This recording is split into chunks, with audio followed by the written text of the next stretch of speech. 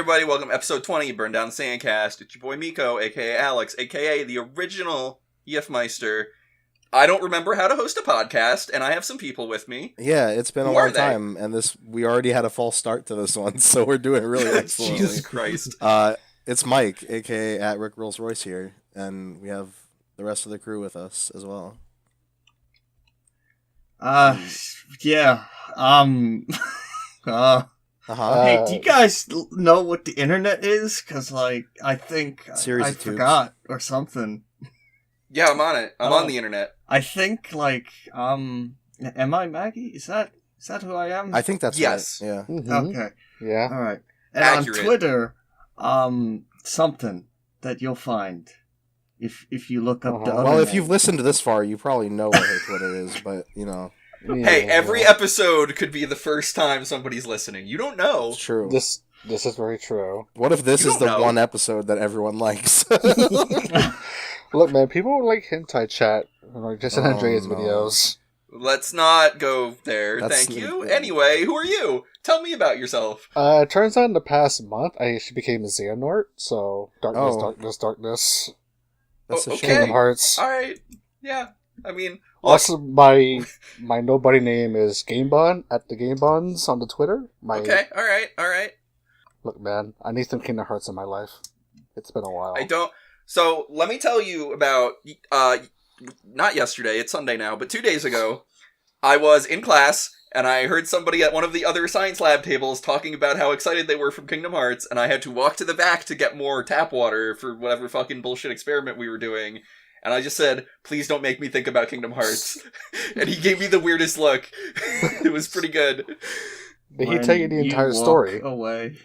No, he did. I didn't walk away because I was like 2 feet. I was Walk like at the next table away, over. You won't hear me say, Okay, see. so Oh, baby, no. don't go.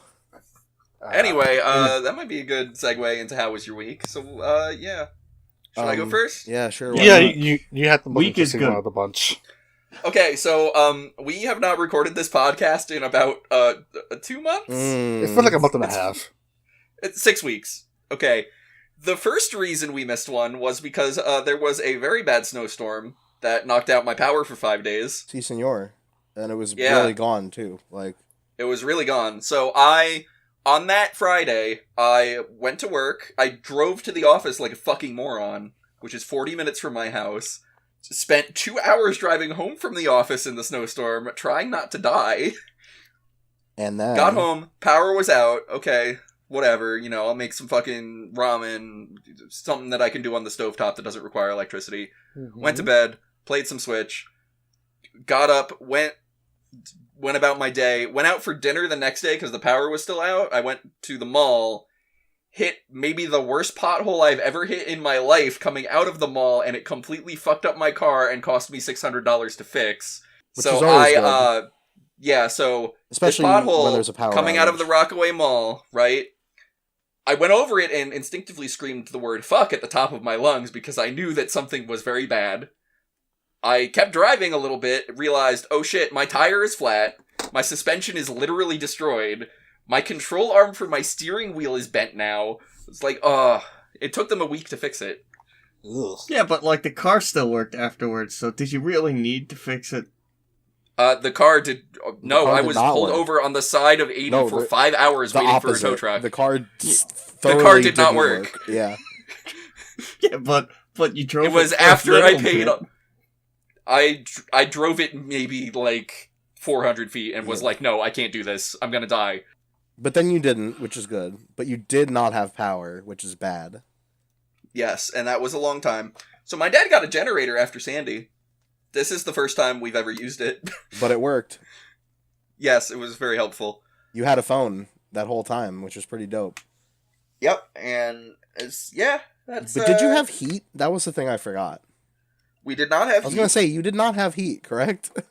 No, Yeah. we had hot water because you can plug the hot water heater into the generator. So what did you we do would about that every not night freezing? So we could shower. Didn't. I just suffered. Wait, how did you have hot water but not heat? Do you have He just explained electric? it. Oh. Our heater is propane. I don't know how it works. Oh, okay. So it's not hot. It's a propane and or propane accessory. It's a Hank Hill heater. I don't know. I'm not a scientist. It just works. So anyway, that was terrible. Yeah. That was terrible. Let's move on to some good things. I got to watch the movie. Yeah, I got to watch the movie Chappie for school. Go Ninja. Holy shit, this movie. Oh my god, y'all. We need to talk about Chappie for a minute. Before you talk about Chappie, I want to ask you a really important question. Please ask. Did watching Chappie make you want to listen to D. Antwoord at all? I mean, so here's the thing. I kind of liked D. Antwoord already. Yeah, they're fine. I have no problem with that. Yeah. So, like, I mean, no more than usual, I guess. No more than usual. Okay. They're like on my playlist that I just like fair, throw it on random, and if they come up, they come up, and everything's fine. Okay. You know. But it didn't Got make you SMS like. intention It on didn't there. make you like reach out and go, "I need to listen to Ninja right now," or anything. Well, no, because here's the thing about Chappie is, in the movie Chappie, Die Antwoord play themselves, right? and of course. the only music they ever seem to listen to is Die Antwoord in that movie. God, I didn't know that. And, yeah, so Ninja and Yolandi are just listening to their own fucking music constantly throughout that entire film. My God. Am I the only other person who has seen Chappie? Perhaps. I definitely have not seen Chappie. Have you two Same. not seen it? You should, because Chappie is a wonderful experience about a robot that learns to love. Where can I watch this a Chappie? bit before. I think it's on Netflix. It is on Netflix. Is it? This is actually like the first thing for this class that's actually been on Netflix. So there are a couple other things I need to talk about. One is Hugh Jackman is there, and he is a villain. Oh, right. I forgot about that from the trailer. Yeah. Hugh Jackman plays a natural Australian. But he's right. Like an Australian who loves to pilot a fucking giant murder robot. He's a very angry Australian. What's the alternative? An unnatural Australian? Like, what the fuck does that mean? I mean, I meant like he's actually Australian, I'm pretty sure. Oh, yeah, he is, yes. So like he's actually an Australian. Okay. What the fuck? Hey, I hate to break the Chappie thing, but just checking Netflix. When the fuck was there a live action Fullmetal Alchemist movie? What? A couple of months ago, I think. Yeah. Wow. Yeah, it's pretty recent. Huh. I have to watch that now. Okay. Anyway, back to Chappie. So other things about Chappie. I love the scene where Chappie digitizes consciousness using a server farm made out of PlayStation 4s. Oh, yes. Oh. Yes. That movie was like, when I went into it, I thought it was kind of going to be like mostly serious, kind of like District 9 was, and then like shit got real fucking off the moment I knew the Antwoord was in that movie, I knew it was not going to be that. See, I didn't know who that was. That's fair. Beforehand, and then like fucking Go Ninja like just happened, and like Rubber Chicken and fucking I died when he figured out consciousness with a bunch of PlayStation 4s. Not even pros, just normal PlayStation 4s. No, we need to follow this thread because he backs up Yolandi's brain onto a fucking flash drive. Oh my god! And then at the end of you need to stop now. I'm gonna watch this movie. Okay, so all right, but like that becomes a plot thing, and let me just put it out here. Chappie literally solves death. Death is no longer a problem. God. Yeah. Chappie's got the hookup if you're afraid of dying. Did you know all you gotta do is call up Sony and get, 40 PlayStation 4s and you will never die? Oh, no. He didn't call up Sony. They stole those. Oh, no. I mean, you they don't stole know those. that. There's literally a scene where they steal them. Alright, well, Chappie sounds great. Yeah. So, if you want to watch a movie and you kind of like District 9 or better, I recommend Chappie. Fair. Because it is a wild ride start to finish. I wouldn't say it's a good movie, but, it was enjoyable. Yeah, I had a great time watching it. Oh, also, Yolandi's wearing a shirt of Chappie, like the robot, that she had made for the movie, in the movie. Do that. That's not... No. That's... Oh my god. She's also wearing another shirt in a different scene that just says "Who needs tits?" Even though she has tits. I'm in. Now that I like. Yeah. So this fucking Die Antwoord Chappie. It's Jesus Christ. I'd say my biggest problem with the movie is it was trying to ask the question of what is consciousness and all that, and then it literally just said consciousness is PS4. I think No, that was it. It's Chappie_consciousness.dat. Thank you. Yes. I think my biggest problem with Chappie is that Chappie didn't speak like a Pokemon in it and just say his own name repeatedly. Because that would be real good. Chappie's got blings, okay? Chappie. He does have blinks. Okay. Yeah, so that's enough Chappie talk. I have to, for the same class, I now have to, the first half of the course before the midterm was all about, like, robots and how they may or may not be human. Chappie fell into that category. It seems like a second good half class. of the course is, I love this course. This is the best class I've taken in college ever. Chappie is definitely a good, precious boy. And then the second half. Chappie. So the second half is all about dystopias and how technology gets us there. So I had to watch a different movie that I'm not going to talk about because it is very bad. Okay. It is called Code 46. Good to know. You can look up the plot synopsis because I'm not going to talk about it. I have no desire to do that. But You mentioned there was fucking. there's a lot of fucking. You could just read a bunch of Asimov novels instead, like if you really want to. Okay, tell you what. I'll give you like a 2 to 3 sentence overview. No, I don't want. There's a guy who fucks a girl and then finds out that girl is like genetically identical to his mother. Oh. And then he fucks her again. Oh. All right. Yeah. That's Now, not a good here's the movie. thing. If it's a clone of your mom, is that still incest? Email us at Burn Down the No, please Sandcastle. Don't at me. Please don't email me Do about not this at movie, me. please. Do not I email don't. Email question for next So time. that movie's bad. We're not going to talk about that movie, but I do have to design my own dystopia now for school. Okay, cool. And what I'm thinking of I think for your dystopia, what you should go for is current modern America. now, so let me lay down what I have for you so far. An earthquake knocks San Francisco into the ocean, so the entire tech sector is gone. So they have to rebuild it in Stockton, California. Oh, I like that, but make them rebuild it somewhere way, way worse, like North Dakota. There is nowhere worse than Stockton, California, the city my car was stolen in. So fuck you. Okay, so you're setting a like dystopian thing in California, right? That's what you're planning to do. So the only music you're allowed to use is My Chemical Romance now. My Chemical Romance was from Jersey, my dude. No, but they have an album that is all about a dystopia in California. My Chemical Yeah. Romance. Checkmate, motherfucker. All right, whatever. Listen, I don't want to be thinking about My Okay. Chemical Romance right now. Let's get out. Mark, Let's move on Mark. because mine has gone very long. Mark. So Mine will be just as long, don't worry. So in the past, after that last podcast, I mentioned Movie Pass for a little bit, and I actually got it. Did. Yeah, I paid a full year's worth, so that's fun. Whew. It's the only thing they were offering. I couldn't buy anything else. So Is it good, $100 though? for.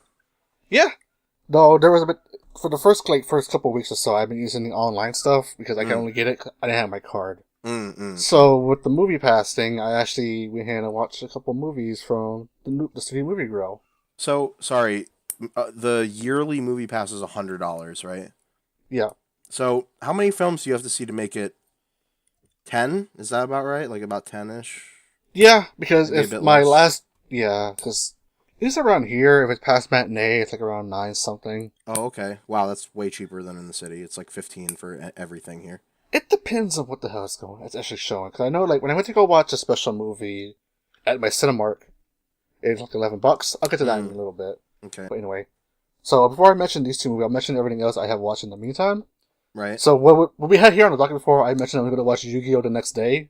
That's how long this podcast was meant to record. The Yu-Gi-Oh! movie, they re-aired it on the 11th of March.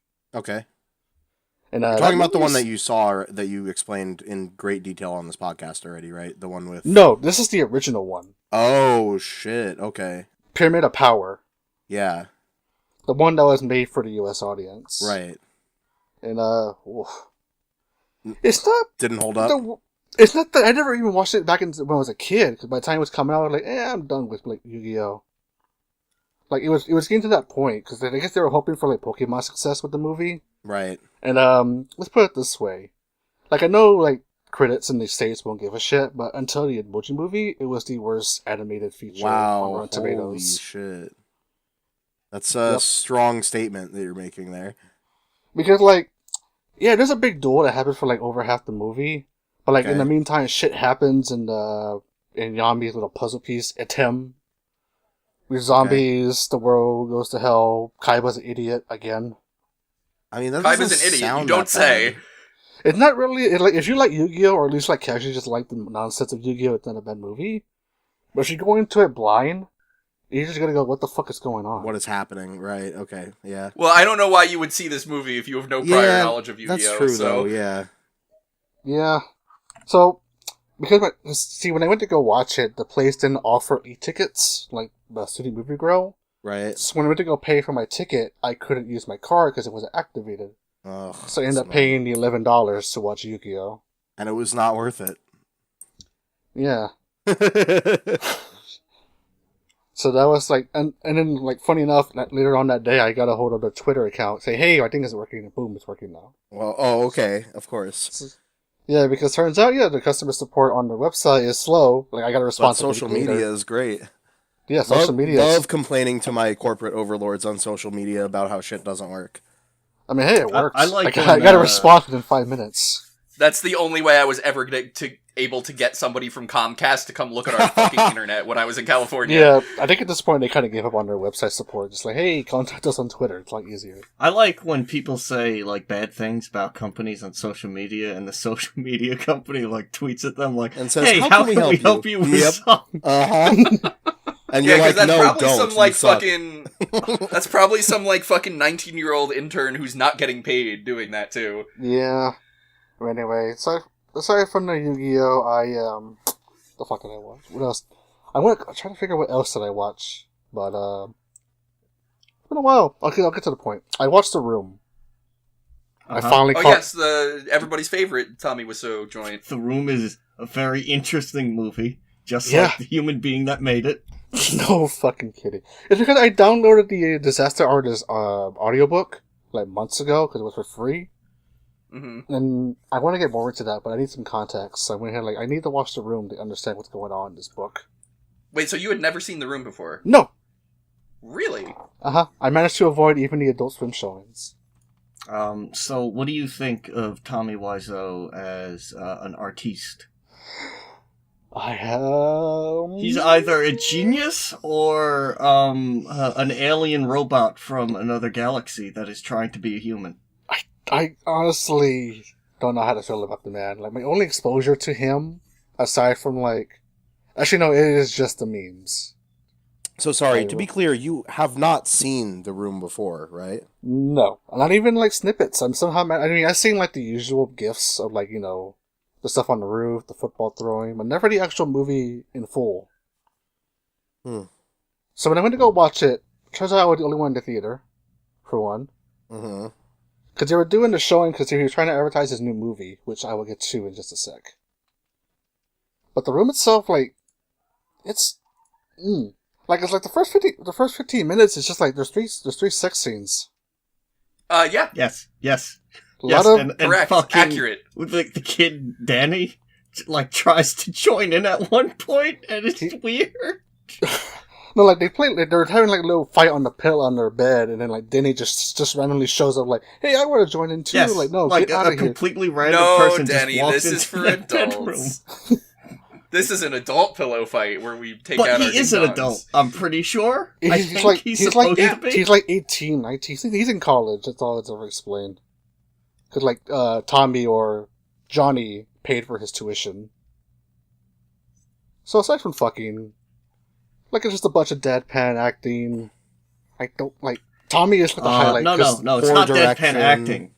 Deadpan acting is done on purpose, and it is supposed to be like that. The Room is I don't know. Yeah, I saw The Room for the first time over 10 years ago, and I still have no fucking idea what to make of it. Yeah, that's how I feel. Once it got to the rooftop scene, because until the Disaster Artist, I thought they actually were on a rooftop until oh no, they're green screen, and it became really obvious in certain angles. Because you can see the fuzz just around the characters. Hey, do you remember the part where randomly they just go play football in tuxedos? A few minutes. Yeah, and that just happens. And then they play football again. And then there's a new. And by play football, a new cast member. There's a new cast member they'd never name, but everybody acts like he's been there literally the entire movie. You mean the guy with the glasses? I don't fucking remember, but I distinctly remember that somewhere they insert another guy into the movie and they act like that he's been there the whole time. Yeah, that sounds about right. Actually, wait, no, I lied. The only instance of the room I remember is the flash cave from Newgrounds. But aside from that... I never That's saw not it, the same. And also... That's not the same. Oh, no, okay, never mind. Tommy Wiseau is weird, so... Tommy Wiseau is weird, and his new movie is not any different. Okay, good. So, yeah. Go ahead. I'm proud. If you want me to go, like... I can talk about Best Friends for a while, but we gotta move on. Because this is only part 1. Part 2 comes out in June. I would just like to say that I think there's something about how the ending of The Room was supposed to be like he was a vampire or something. That was the original script, and then literally everyone was just like, "No, we're not doing that." Like he was a vampire, and he had even like a vampire car at some point that flew. I'd also like to point out, I'd also like to point out, like behind the scenes, like there's one thing in particular where like. For, like, some scenes, he taped 2 cameras together and filmed them like that. And when people asked him why he did it, he just couldn't think of a reason because there is no reason to do that. Like... So the ending of that movie always gets to me because because, like, spoilers, he shoots himself. He had 10 years. People. Oh, really? Okay, good to know. Yeah, good for you. So the reason why that scene going to get to me, because he's trying to make it all, like, dramatic. And stuff, like everything's slows, like he's destroying the house or the room, And then the room, from the room, the movie, the room. Mm-hmm. So like the way he shoots himself is the same way that happens in like Heavy Rain when you fuck up that one agent. Oh, I kind of remember that. Yeah, okay. Like if you mess up so bad with the FBI guy, he shoots himself. Okay, sure. But the way I was good at video games, so that didn't happen to me. You should have been bad. I wanted to see that. It's just the way he flings. The way he flings himself back from the shot. It's just the way. It's like over like dramatic way because there's no blood. There's no like. It's ridiculous. It's like someone punched. It's like someone punched him from off camera, but you never see the fist. Oh, okay, I get it. Yeah. Also, that caught me because off of the room. Sorry. Because of the room, every time I see a dog that is not mine, in my head I go, "Hi, doggy." I think that's probably happened to most people on Earth that have seen The Room. I will say though, I won't talk about the movie because we gotta move on. Because of The Room, whenever I talk to Mark, I say, "Hi, Mark." Oh, hi, hi, Mike. Oh, hi, Mark. Yeah. So I will say this though, going to watching Best Friends, the crowd I went with was kind of a bitch. Because like everyone expected this really shitty movie. And to be honest, they were all like shouting the whole time, or they were just like... There was this one lady in the crowd who always laughed whenever Tommy was on screen. Like anything he said, anything, she would just fucking bust up, she would just like laugh. Crack. Okay, I mean, there are points... It's not that funny, lady. That's a little there weird. Are points where, like, when Tommy Wiseau talks, I can't not laugh because he just is a strange man. He is, but there's a limit because something he's finally. There's a bit where he's actually trying to talk sense, and this lady just won't. She won't stop. And then even the theater, like automatically, I hear like people in the background like, "Oh, this is the worst movie ever." Like, have you not seen a bunch of movies? This is not the worst thing out. This is better than The Room. Yeah, but that's not saying much. Honestly, though, I cannot wait for part 2. Because the ending gets really fucked up in a weird way, and I want to see where it goes. I would like to say that a lot of people who say The Room is the worst movie ever made, there's a lot of bad movies out there, my dude. Just a lot. Like The Room is bad in an offensive way. The Room is a bad movie that's still, like, enjoyable enough to watch because it's so dumb. Yeah. There are some movies that are so bad, there's nothing even funny about it, and it's just like a painful, miserable existence. Oh, yeah, like Stan Lee's Harpies. I was gonna go more like anything by The Asylum. Nah, you should really check out Stan Lee's Harpies, y'all. It's maybe the worst movie I've ever seen in my life. Maybe one day. So yeah, movies. I also got... let's move on. I'll mention my other shit next Real quick, I just want to remind everybody that Tommy Wiseau had a Let's Play channel on Machinima That's all I wanted to say. Oh, fuck, that's right. Thanks for just reminding me that was a thing that ever happened. That's really good. You're welcome. It was on fucking anyway, carry on. Fuck. Who's next? Mike. Happened to your month. Hi. So, man, boy, that is a great question. What did actually happen in my life? All right, let's see here. Well, you got 6 weeks, so yeah. So, okay. Well, here's something relevant. How about this? I recently, in the last few months, started dieting. I started a Weight Watchers diet, which I don't know if anyone knows how that works who's listening, but if you don't, I'll explain it really quick. Basically, it is this thing where you obviously can't eat necessarily whatever you want, but it's very lenient because it's basically like you have points, right? Every food you're eating is assigned a certain point value. So, different foods are assigned different values, but just as an example, something like, say, eggs, like if I were to eat a hard-boiled egg, that is 0 points. That doesn't cost any points.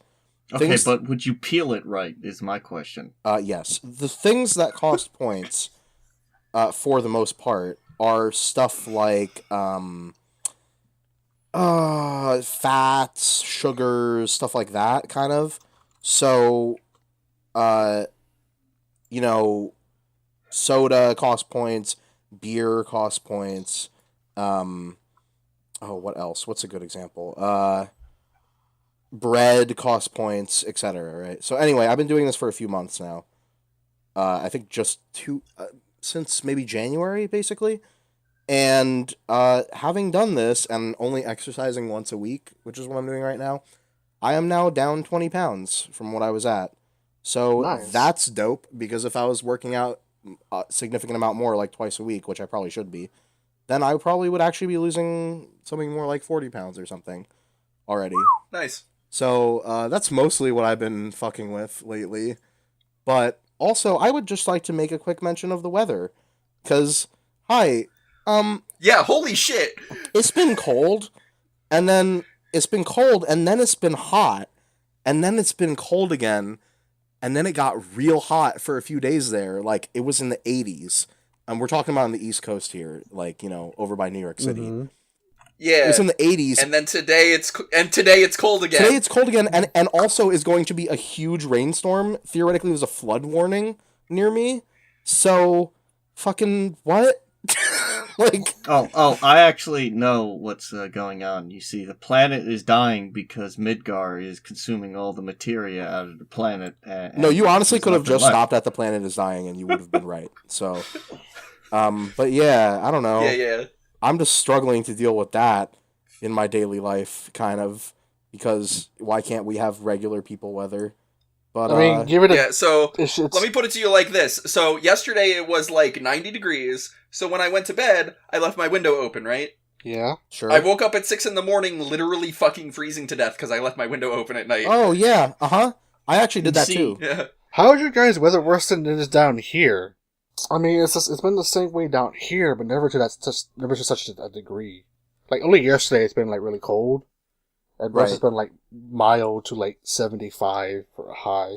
Yeah, I mean, you're in Texas, though, to be fair. True. Basically, New York is fucked. Again. Hey, yes, it is. Agreed. But, at least down here, supposed to get stabilized tomorrow. And I've had relatively, like, chill weather, quote-unquote, like, fairly... Even though it's been crazy, it's been, like, reasonably crazy. Alex has had it even worse. Because they were getting, real snowfall and shit. Yeah, you live by New York City, which is, by definition, a lot warmer than where I live up in the fucking mountains near the Poconos. So... Yeah, like... Near your log cabins. Again, like, he had that snowstorm that knocked his power out, and it wasn't just him, it was everyone in that area had their power knocked out for ages. Whereas for us... Yeah, so, most of Sussex County was without power for at least 4 days. We got, 2 feet here, and it was pretty reasonable, so... But, right. Hey, climate change is a thing, and the EPA is being destroyed from within. Yep. Anyway, that's my month, or whatever. We'll see you in a month, guys. Alright, Maggie. How's been your month? Exhausting. Good question. I answered that question for you. Well, I'll tell you what. Just read the sentence you wrote in your document, word for word. Yeah. Hold on. Let me read this word for word. Maggie done got a new cyber fuck shack. Hell yeah, boys! Yeah. Now I'm curious as to what cyber fuck shack means. Can you please explain? That's the cyber zone where you make the cyber happen in the shack and you fuck. Yeah. That's when you purchase one of them magic cyber boxes. Yeah, and it make you feel good, right? And make you nut sometimes because it got nut material on it. Cool. Oh. And do it make you game gooder? Yeah, actually. It now I'm a real live gamer. I did. Just so a translation for everyone else. Maggie has gotten new computer parts, or did you get a new computer? That's no, new, everything new. Okay, everything new. All new, throw out old. Fuck all this. New, everything new. Well, except for the second monitor, but that's a TV, and I don't feel like getting one of those. No, that's Yeah, you can reuse monitors, keyboards, whatever. Who cares? It's all good.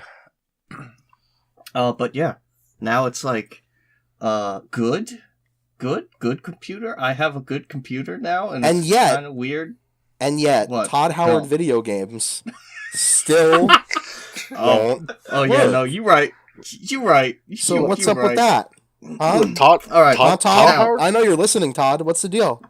Okay, now, it's good that you reminded me that, because I legitimately forgot I tried to play that game. I didn't. That's because it was a month ago, and we haven't done this in a while. Yeah. But the first thing I did was install Doom and try that out, actually. And that ran good, and that was nice. And then I uninstalled it because I put that on my SSD, and unfortunately Doom is like fucking 60 gigs.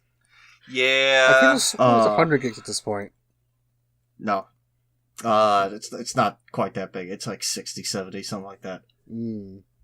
But, So then I was like, hey, now I bet I can play Todd Howard's Wild Ride even better. You sure did think that. Here's the problem. I actually found out that in a way, Skyrim works actually worse on a good computer. Because it's a bad video game. It's almost like it's a video game made in Gamebryo engine. It is made with like twigs and twigs and paper clips and thumbtacks and sticky tack, and they just kind of roughly shape a game out of that, and then they shipped it. And that's why like their shit like by default on Windows 10. Apparently the game can only use like 4 gigs of VRAM at most, which is good because I have 8, and so who needs to use all the 8? No, you don't need all that. No. So let me ask you something. Why would Skyrim, a game that came out in 2011, need 4 gigs of VRAM? You see, the scripting engine in Skyrim is legitimately like barely functional once you put mods in it. And it overloads, and it just it can't handle it. It just can't. And so if you try to increase the graphics and you put too many scripting mods in, the game basically like eats itself alive to try and like fight over what gets the VRAM, because it's bad at allotting the VRAM. So it just falls apart. And depending on how it falls apart, it could freeze, it could just crash, or it could do what I do and shit just starts breaking. Now, when you say shit just starts breaking, you mean your computer, right? No, I mean lighting on fire. And... I mean the game just like forgets what a video game is sometimes. And it's like, is stuff supposed to like this guy's supposed to be naked, right? Like that's how that's supposed to work. Well, you know. Also, I mean, if that's one of the mods you installed, then yeah. Maybe he likes it that way, On that topic, they are actually all naked because I installed another mod that was a not naked texture replacer. Ooh, very nice. And it made everyone have square feet. That's a weird one. And the only thing I could do to fix it was install a nude mod. And I was like, well, I guess this is my life now. Oh my god, that's beautiful. You know you're in trouble when nude mods are your savior. Except here's the thing. Nude mods, they don't take into account the beast races very well, so they look weird. And so it's just like, I can fix this if I want. Like, I could have, but I didn't care, really. Right. Because it's like, I'm not staring at dead people that much. I don't care. Like, maybe, like, the beast races just have weird textures on them now. That's just my life. That's fine. We like that. Yeah, weird dick textures. Like, there's supposed to be titties there, but it's just a weird mesh of things, and I guess fur. Yep. So that's Todd Howard's ruining everything, and I eventually said, fuck it. I did actually, I think, get it to work at some point. That's and then good. I stopped caring about the And then you're like, game wait, why did I spend all this time getting this pretty much 4-year-old game, that more than 4-year-old game, that is no good? It's like 7 years at this point. And then you were like, well, I guess I just wasted a bunch of time in my life. Any games you've been playing that aren't that?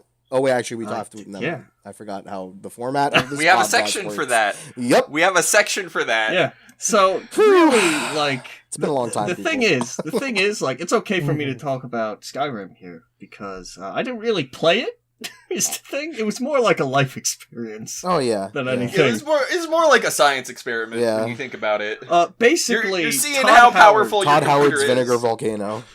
Todd Howard hates fun, and I'm very, like, just... I don't agree. I think Todd Howard has a lot of fun making his games not work for people. You know? That seems like a thing he would enjoy. I just need a game that's, like Skyrim or an Elder Scrolls game where it's like a big open world in like a fantasy setting.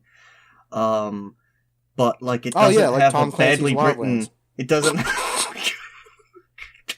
It's basically the same thing, actually. But like, I want a game like that, but it doesn't have like a main story that's like badly written, or like any main story even. I don't really care. But I just say Witcher. Then you'll love Elder Scrolls Online. I did actually buy The Witcher 3, but I haven't played it. Then you'll love Elder Scrolls Online. No, I won't, because that's basically everything wrong with Elder Scrolls and an MMO, and they put it together and they fucking made an abomination. But you'll love Elder Scrolls Online. Yeah, I love things in this weird Todd Howard world. Does Todd Howard control the world? That's my real question now. Yes, he does. Fortunately. Has he sold enough copies of Skyrim? All right, we have to stop talking about Todd Howard, because I'm going to go insane if I have to hear the words Todd and Howard next to each other one more time. Hey, there's news today. Speaking of someone who runs a game, I think they have the same position. I don't really know what Todd Howard or Reggie do. Okay, so Todd Howard has been hired by Nintendo, and... You're saying we're getting Elder Scrolls Labo? Okay, no, but let's kick into news for real. It's news. Time for the Reggie news. Who wants to talk about news? Hi, today is news. Nintendo Labo. Let me click the link. But yeah. Didn't we already talk about this? Or we did, but this is relevant because it's coming up. Oh god, I clicked on the link and there's a lot of Nintendo. I don't know what any of this is. Hey, how about someone who owns a Switch do this? Hi, you do it, Mike. I own a Switch. Yeah. Let's talk about Nintendo Labio. So, Nintendo, they're a company, and apparently they heard about the new hot sequel, Super Troopers 2, coming out, and thought, we need to compete, obviously, because they're both very competitive. Broken Lizard, the film production company, and Nintendo, hot competitors in the video game market. So, they decided to put out Nintendo Labio, which is just cardboard, on 4/20, which is coming up in 5 days.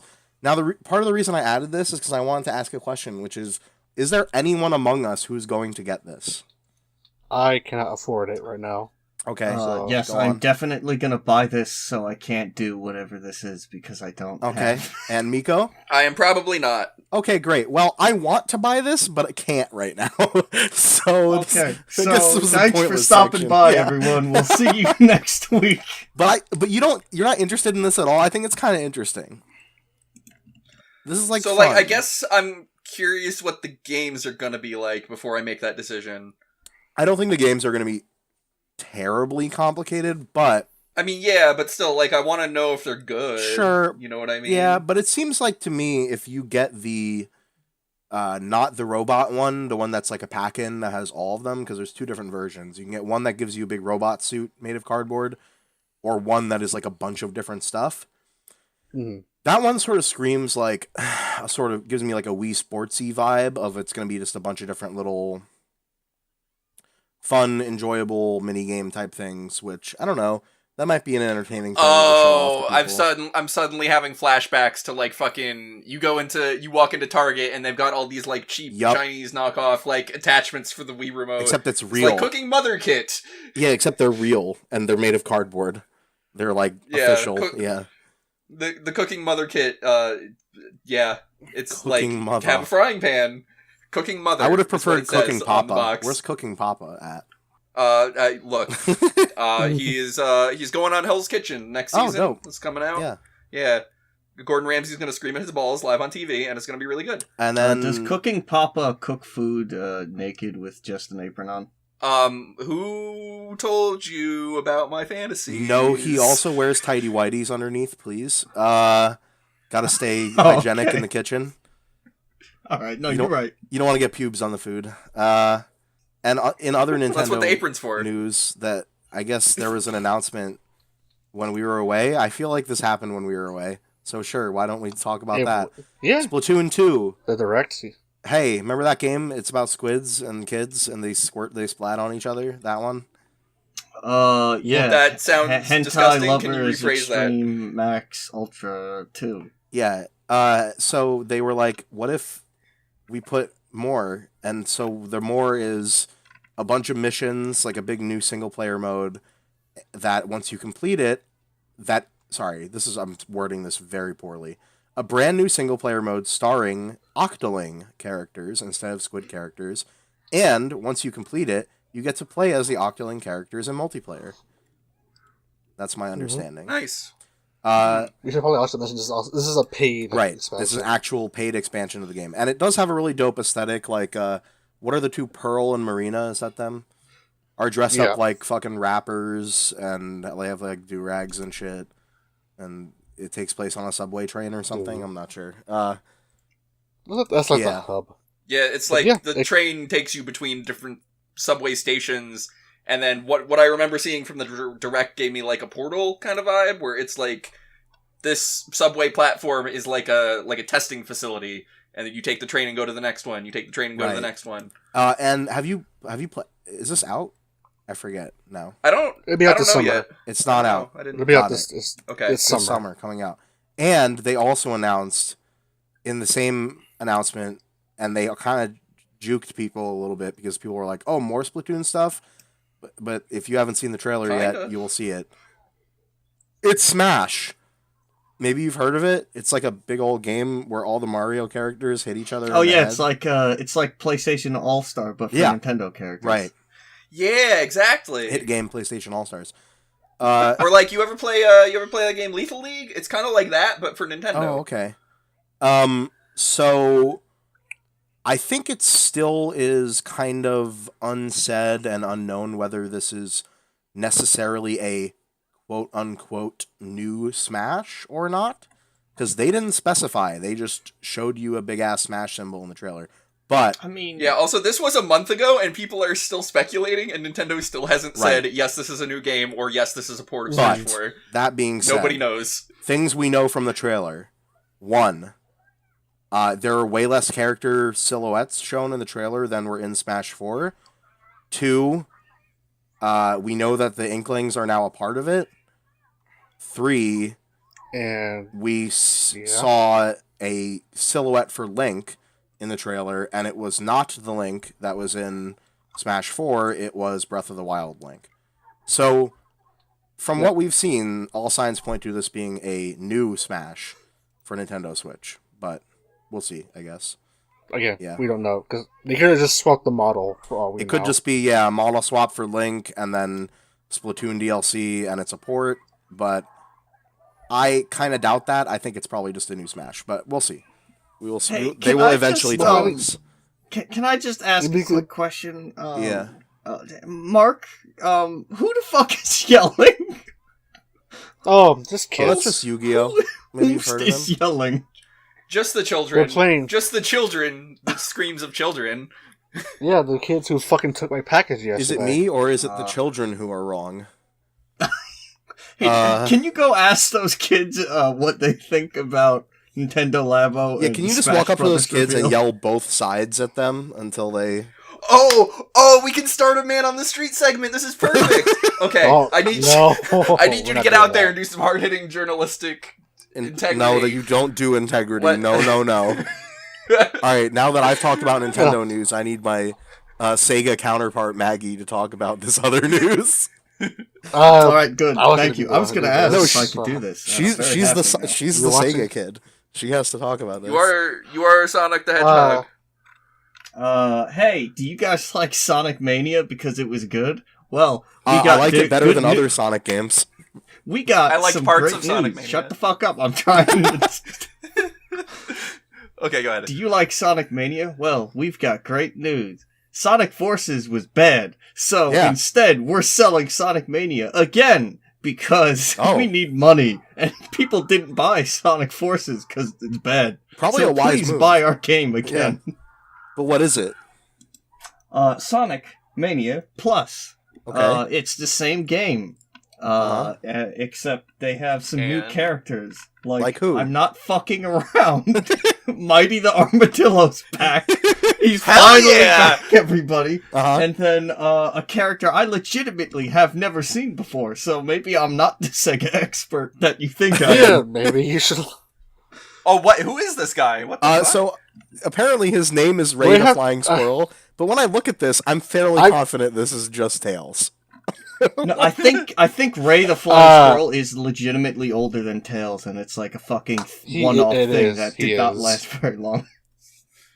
So, I'll explain this then. So, Mighty and Ray were actually introduced into an arcade game called Sega Sonic the Hedgehog. You play with a trackball. Oh. It's actually very rare. Oh. It's not bad. Just you try to play with a stick and just controls really weird. But it's actually... Hey, Mighty the Armadillo is cool, but what's up with Tails 2, Electric Tails? Alright, and then also, it also has some other stuff, like it's got a New Game Plus mode, basically, where it changes the levels a little bit or something. Okay, that's cool. It's got some type of competitive or co-op mode, or like multiplayer, basically. I don't know if it's online multiplayer. It's multiplayer that was already there. It's 4 players now, so 2. It's got like a 4-player mode thing. Competition mode. Maybe that's like a speedrunning thing.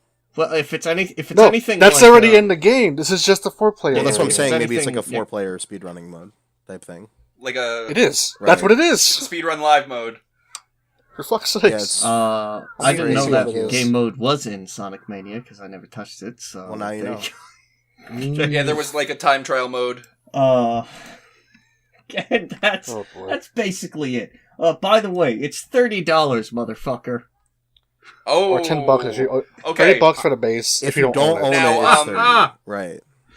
Yeah, how much is it if I already own the video game? And they haven't said yet, Brian, but they did say that they are going to do an upgrade thing, so it's not like you have to buy the whole game over again. Okay, that's good. So now here's my question. $10, I think. Yes. Are they going to fix the fucking Oil Ocean boss? No. No. No, get good. I guarantee they are not like doing anything like major with bug fixing or anything. They will never fix that. They are legitimately doing this. If you really want to be, just like tweet the guy. I'll probably fix it for you. You can't make. Yeah, actually, mods will fix the game eventually. That's how it works in the game industry, right, man? Just on the Nintendo Switch, I don't think that's how it works. Seriously, just tweet buy it stuff. on the PC, man. Fucking be a real gamer, you bitch. Yeah, but I have it on the Switch because I had a Switch and I wanted to play games. Hi, I'm gamer. Hi, gamer. Alright, since you're not going to mention... Anyway. Fine, I'm going to mention this part. Look, Also, we're getting a sequel to All Stars Transform. I'm fucking excited for that. Oh yes, part 2 of Sega Sonic Expert Hour. Sorry, what? Shut the fuck up. So all of this was announced at South by Southwest like weeks ago. And the last thing they announced was the fact that they just teased a little thing and they just showed a giant R. Alright. Sonic Everybody R is coming Super back, everybody. Sonic Racing. Get your feet right off the ground. Basically, this is rumored for a while that they're making the Sonic Racing game based off like Transform, but that's about the okay, but is it gonna have that song in it? It's just probably. Alright, then maybe I'll think about it. From what I think I heard a while ago, because again, this was like a fucking month ago or something. I'm pretty sure it's basically Sonic and All-Stars Racing transformed, but just with Sonic characters, and also with a name that works better with the mouth parts. Okay, but isn't that would be good. So the Crazy Taxi is still in it, right? So unfortunately, you guys aren't the gonna. Crazy Taxi car might be. Unfortunately, you guys aren't going to be able to play as your favorite characters of Danica Patrick and Wreck-It Ralph and the Yogscast people that had a thing for some fucking. Oh my god, that's fucking right. That is a thing that happened. There was Yogscast DLC for Sonic. I'm back out. This is the worst thing ever. It was all for. It was a charity. It was all for charity, so I'll give them that. But like, it's still. It was also, really you have to buy it, so you could basically ignore it. Guys, just because the Yogscast sucks doesn't mean it's for charity when they do something. Got him. And it took 20 episodes, and now we have beef with another podcast. You're welcome. What do you mean, podcast? Like, what? Yeah, a bunch of Minecraft YouTubers. Got him. Yeah. Oh, wait, I think they actually did do a podcast, and it was not great. But that's why it's called the Yogscast, my dude. Can't wait to find out what the crossover of our audience with Yogscast is. Okay. We have like 20 listeners, so I'm gonna guess 0%. Cool. Alright. Good. Anyway, hold on. So, they haven't really announced who the fuck is developing it, but it's gonna be Super Digital. I hope, God. Alright, and... who made Sonic Art? Do they exist still? Can we get them to make another game? Charles Tales exist. They just made Lego. Alright, so that was our Sega representative chiming in. Now for our Bandai Namco representative. Can you please chime in? No. Which one? Oh, fuck Bandai. This is Goku news. This is Toei. Our Toei representative. I could have done both, or whatever. So, Dragon Ball Super, as of like 3 weeks now, has finally aired its last episode. Yeah. After 131 episodes, which is really on. I don't think we're gonna try it. We're gonna try not to say spoilers. But I will just say, be aware, we're referring to the last episode of Dragon Ball Super right now.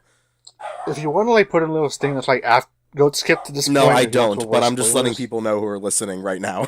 Okay. See, I'm just being lazy. Okay, so I haven't seen basically any of Super, so I'm gonna make a wild assumption that Goku wins at the end. Hey! It's a pretty good assumption.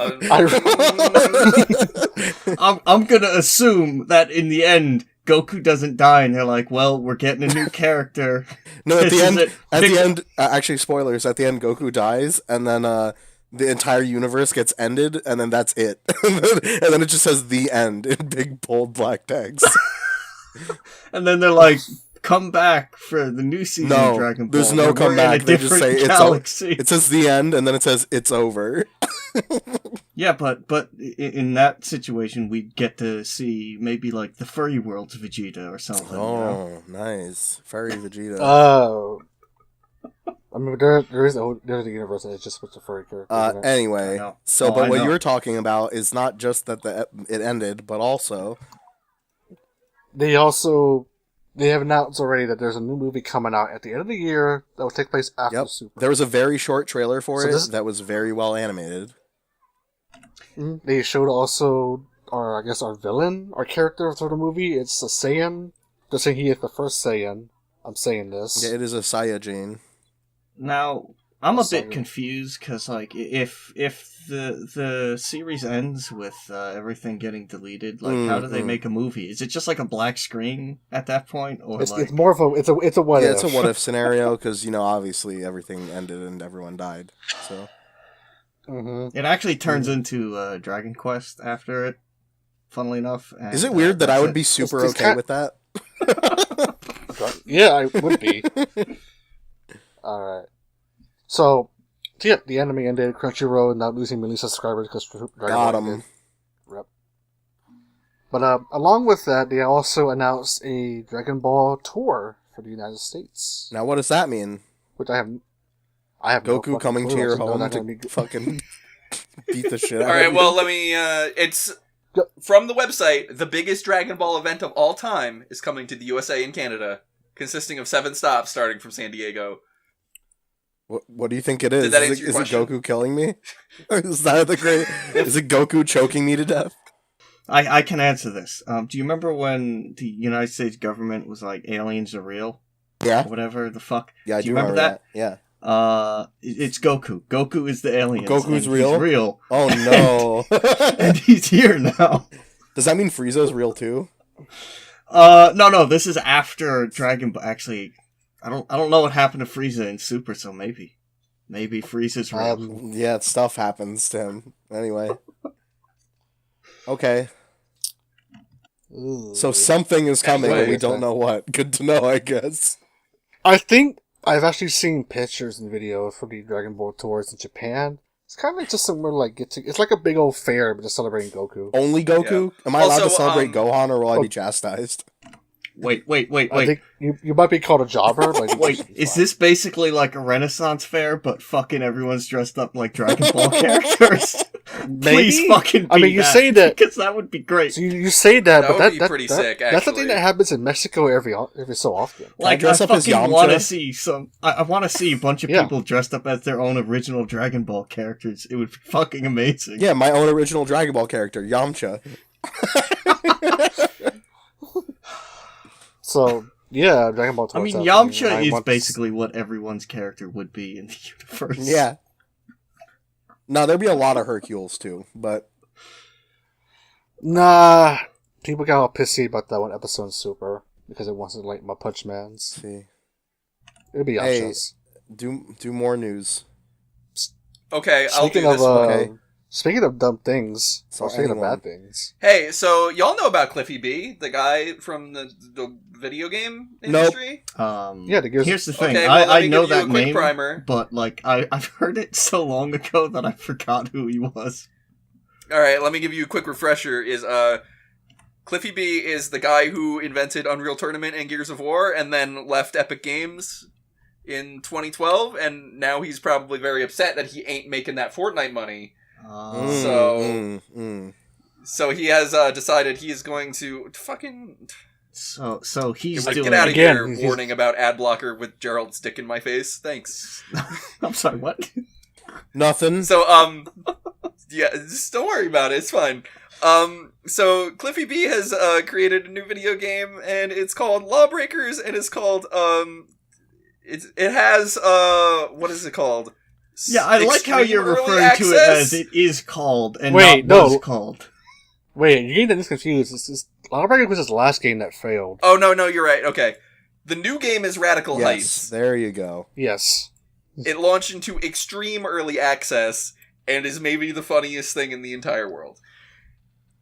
So, there are just buildings that are just...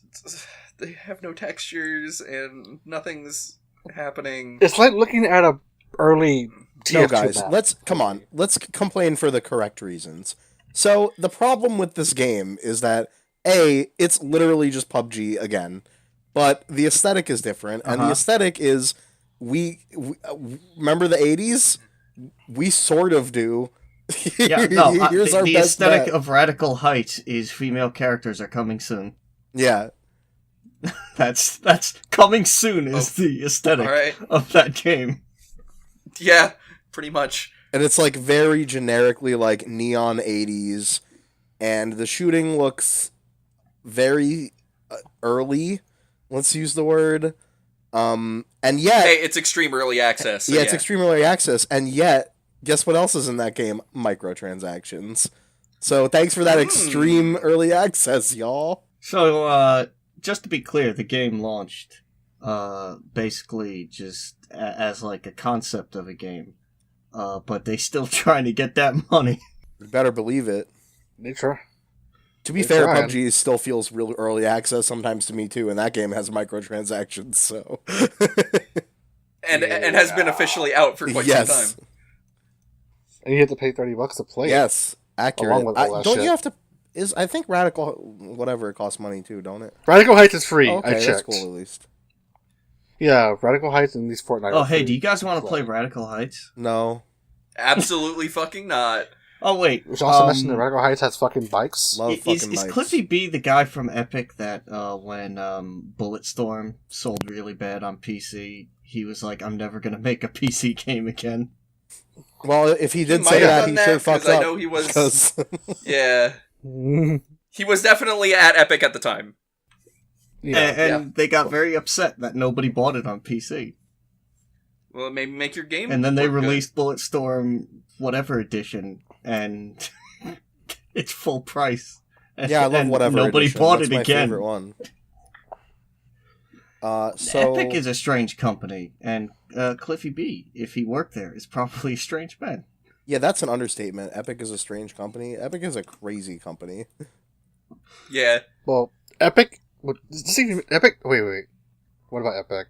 They're not even making this. No, because Cliffy B left Epic years ago, but they made Yeah. Fortnite, and that's the thing. Listen, there's a reason we got to Epic. Don't worry. It doesn't need to make sense. Think about It's the all fact- connected. I just want everyone to stop for a second and think about the fact that PUBG became extremely popular, and Epic said, what if we just did that with the game that we already released that no one likes, and then it became even more popular than PUBG.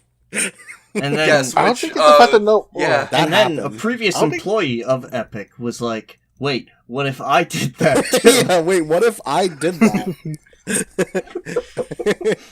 And that's where we're at right now. Hey, do you remember when, like, there were a fuckload of games coming out that were like DayZ? Yeah. Welcome to the new wave, my dude. Yeah, hope you like Battle Royale. Instead of zombies, it's Battle Royale. Like, you see that shit, but you have to imagine hosting these kind of servers is just going to be awful. Having an original idea is, like, hard. It is actually hard. Yeah, that is I know. true. I think it it is would hard. be... But, like, having any originality is, like, really hard. So, like, what if we just literally make the same games? Well, What if then we just they would did continue to sell and we'd make lots of money, I think. I mean, that is true. Like, they are making money, so I guess it works. How much, though? Again, if it worked for Fortnite, why not for this? Speaking of selling the same games... At least the fucking difference is the fact that Fortnite had at least something No, that to was a work good with. segue. You can't just ruin Okay, it. Speaking of Yeah, the let's nightmare please- of capitalism, let's please move. Speaking Yeah, of let's selling move forward. the same games over again, Spyro the Dragons is getting a HD remake extravaganza. Yay. I think this is actually good because I like Spyro. I was going to say, I actually like this, though, is the difference. Like, yeah, this is... What if I told you that Spyro the Dragon's a capitalist because he only cares about gems? I Damn, wouldn't say son. that's correct. I don't think he cares about gems because they're, like, worth money. I just think he likes to hoard gems because he's a dragon. Alright, I mean, that's possible. It's just like, it's an unhealthy I mean, that's why habit at the he end of the has. third one, you get to fuck money bags up and take all your money back. So, So actually, Spyro is not a capitalist. He's an anarchist, if anything. Or a socialist. Or both. Really. damn, I'd love to have Socialist Spyro. So, can I get a definitive, because I don't think I actually understand. This is a remake of 1 through 1, 3? 2, and 3. Okay, Yeah, it's like it's just the Crash. right. The good one. Yeah, this is Crash first- HD, it's but the for first- Spyro. And just like with that, The first it's all new few Naughty assets, Dog because I've games. seen that. Yes. Yeah, that's good. It's made by the same people who did the the Crash remake. You wanna know why that's... Thankfully, Whether or not they get... it is thankfully only the, what the fuck, Insomniac trilogy. And they're not... Insomniac with Crash and Clank. They're not gonna do, no, Insomniac did this too. Oh, Insomniac did this too. okay. They're not gonna do, Well, First? Did they? First. It was them. Oh, I'm thinking and then they got rid of Spyro company. so they could make Ratchet and Clank. Right. They did the first three. And unfortunately, after they got rid of it, that went down the fuck hill.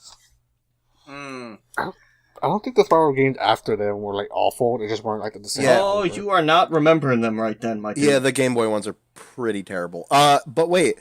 Well, I mean, that's okay. So Game Boy Advance games being terrible. Hey, when's based the last on time PlayStation you 1 saw games? That's Enter like the par for the Dragonfly? course. Hey, but wait. Before you get into this, can I just say the best part about this is that unlike Crash Bandicoot, Spyro is a fun game to play. Shots fired. Hey, I got an look at this opinion. fucker. Both Crash Bandicoot and Spyro are good.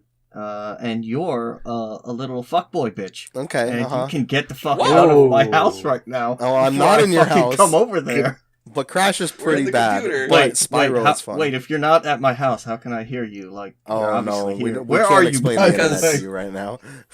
Because I told you that we were going to do the podcast and you signed into Discord. Anyway. That's how that happened. Here's a thing I actually want to say about Spyro is I hope they keep all the janky like mechanics that were in it, so you can break the fuck out. Oh, of that like game, how you can fly could through walls The and original shit? ones. Yeah, Yes, yeah. I hope they keep all of it, like the double jumping in the first two games. I thought and all about that. I hope they fucking do. I very much thought about that when this was first announced, and I very much agree with you, but also greatly doubt it, considering that they have all these new assets. I bet it will.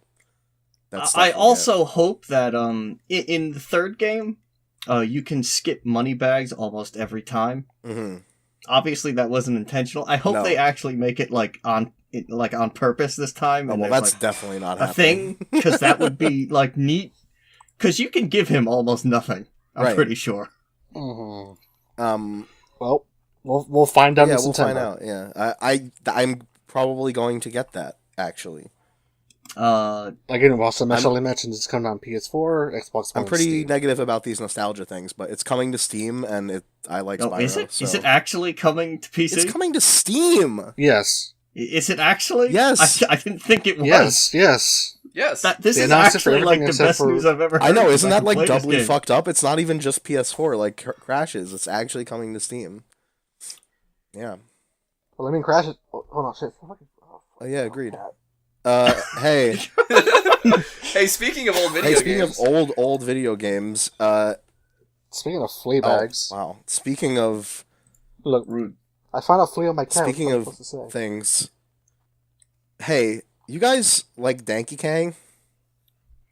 I mean, it's alright.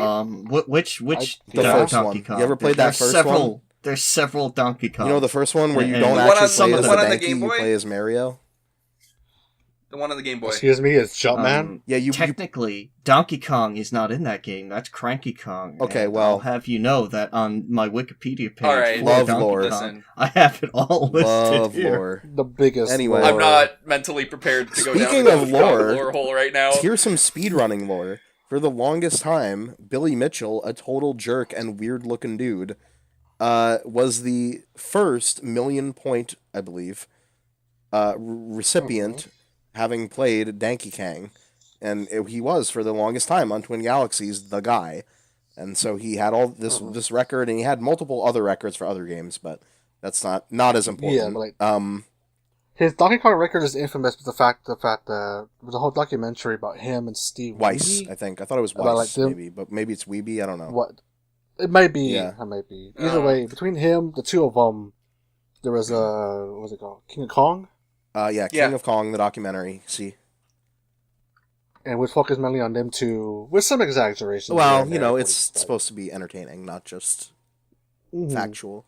Yeah, but basically just going over like their records at getting this Right, high and score. that was the competition. The main competition of getting this million-point score was between the two of them at the time. And then, Billy Mitchell got it in the end, and even though he was the one you were not rooting for in the documentary. And that was the end of it. Mm. And the amazing coda to that documentary is that now, so in the last couple of years, I think, a lot of the old guard people who worked at Twin Galaxies sort of left and were replaced with new people in charge of the leaderboards and such. And in the process of that big changeover happening, they basically went, yo, let's open up a forum, a thread, a certain way for people to dispute speedrun times in case that there's stuff that's not real. Like, for example, recently, another one I believe that was disproven was the Dragster speed record. I forget who the guy who did that was. Todd Howard. That's right. Yep, Todd Howard. They said that his speed could not be achieved, even with they were like, tabs, look, a horse so can't move that fast, Todd. It doesn't matter if it can go up a mountain. Especially up a mountain. Yeah. Horses can only go 90-degree angles, and that's it. They can't go fast. So, anyway, so that got disproven. Todd Rogers. Todd Rogers Howard. That's his name. And so in a related thread, somebody was like, hey, I have been looking at Billy Mitchell's run that he submitted, because normally for a lot of these arcade runs on the cabinets, you usually have a representative from Twin Galaxies there watching them do the run. But in Billy Mitchell's case, because he was in with the old guard and whatever, they respected him or whatever, he was able to kind of skirt the system a little bit, and he sent them a video of him doing it. But some people analyzed the video. I forget who the name of the guy who's the main collaborator and creator of the thread who did it. We can edit that in or something here. We kind of we already talked about this last time, and it's going to be in the show notes. Right. So you can go find that thread. It'll be linked in the last episode. And basically, there was, what they found was that through frame by framing through the video, they found out that it was obvious based on the way that certain sprites were drawn in when the level started, that he was not playing on an arcade cabinet, which it didn't matter any other thing, whether he had edited scores or whatever, if he cheated actually, because the important thing is that he said he played on an arcade cabinet to do this, and he didn't, and that is the only accepted format at Twin Galaxies for this game. So, because he lied, boom, all his records are stricken. He no longer holds that record. He doesn't hold any record. If you go to his page at Twin Galaxies, it's blank right now. And, get owned, Billy Mitchell. The regular show was right. You're a big cheater. Hey, I was going to bring this up. I'd like to just say, looking at this picture on polygonal.com. Yes, polygonal.com, yeah. Looking at the picture of this man, the man with the beard and the dumb tie is... Right, just looking at this, I know he's probably not great. Yeah, right? It's almost like you can tell the instant you look at his face that there's something off about that dude. This is the type of guy who would be shouting, like, "Make America Great Again" on a YouTube video while he's playing Donkey Kong. Oh, boy. Well, I don't want to do that to him, but suffice to say, he's done. That's it.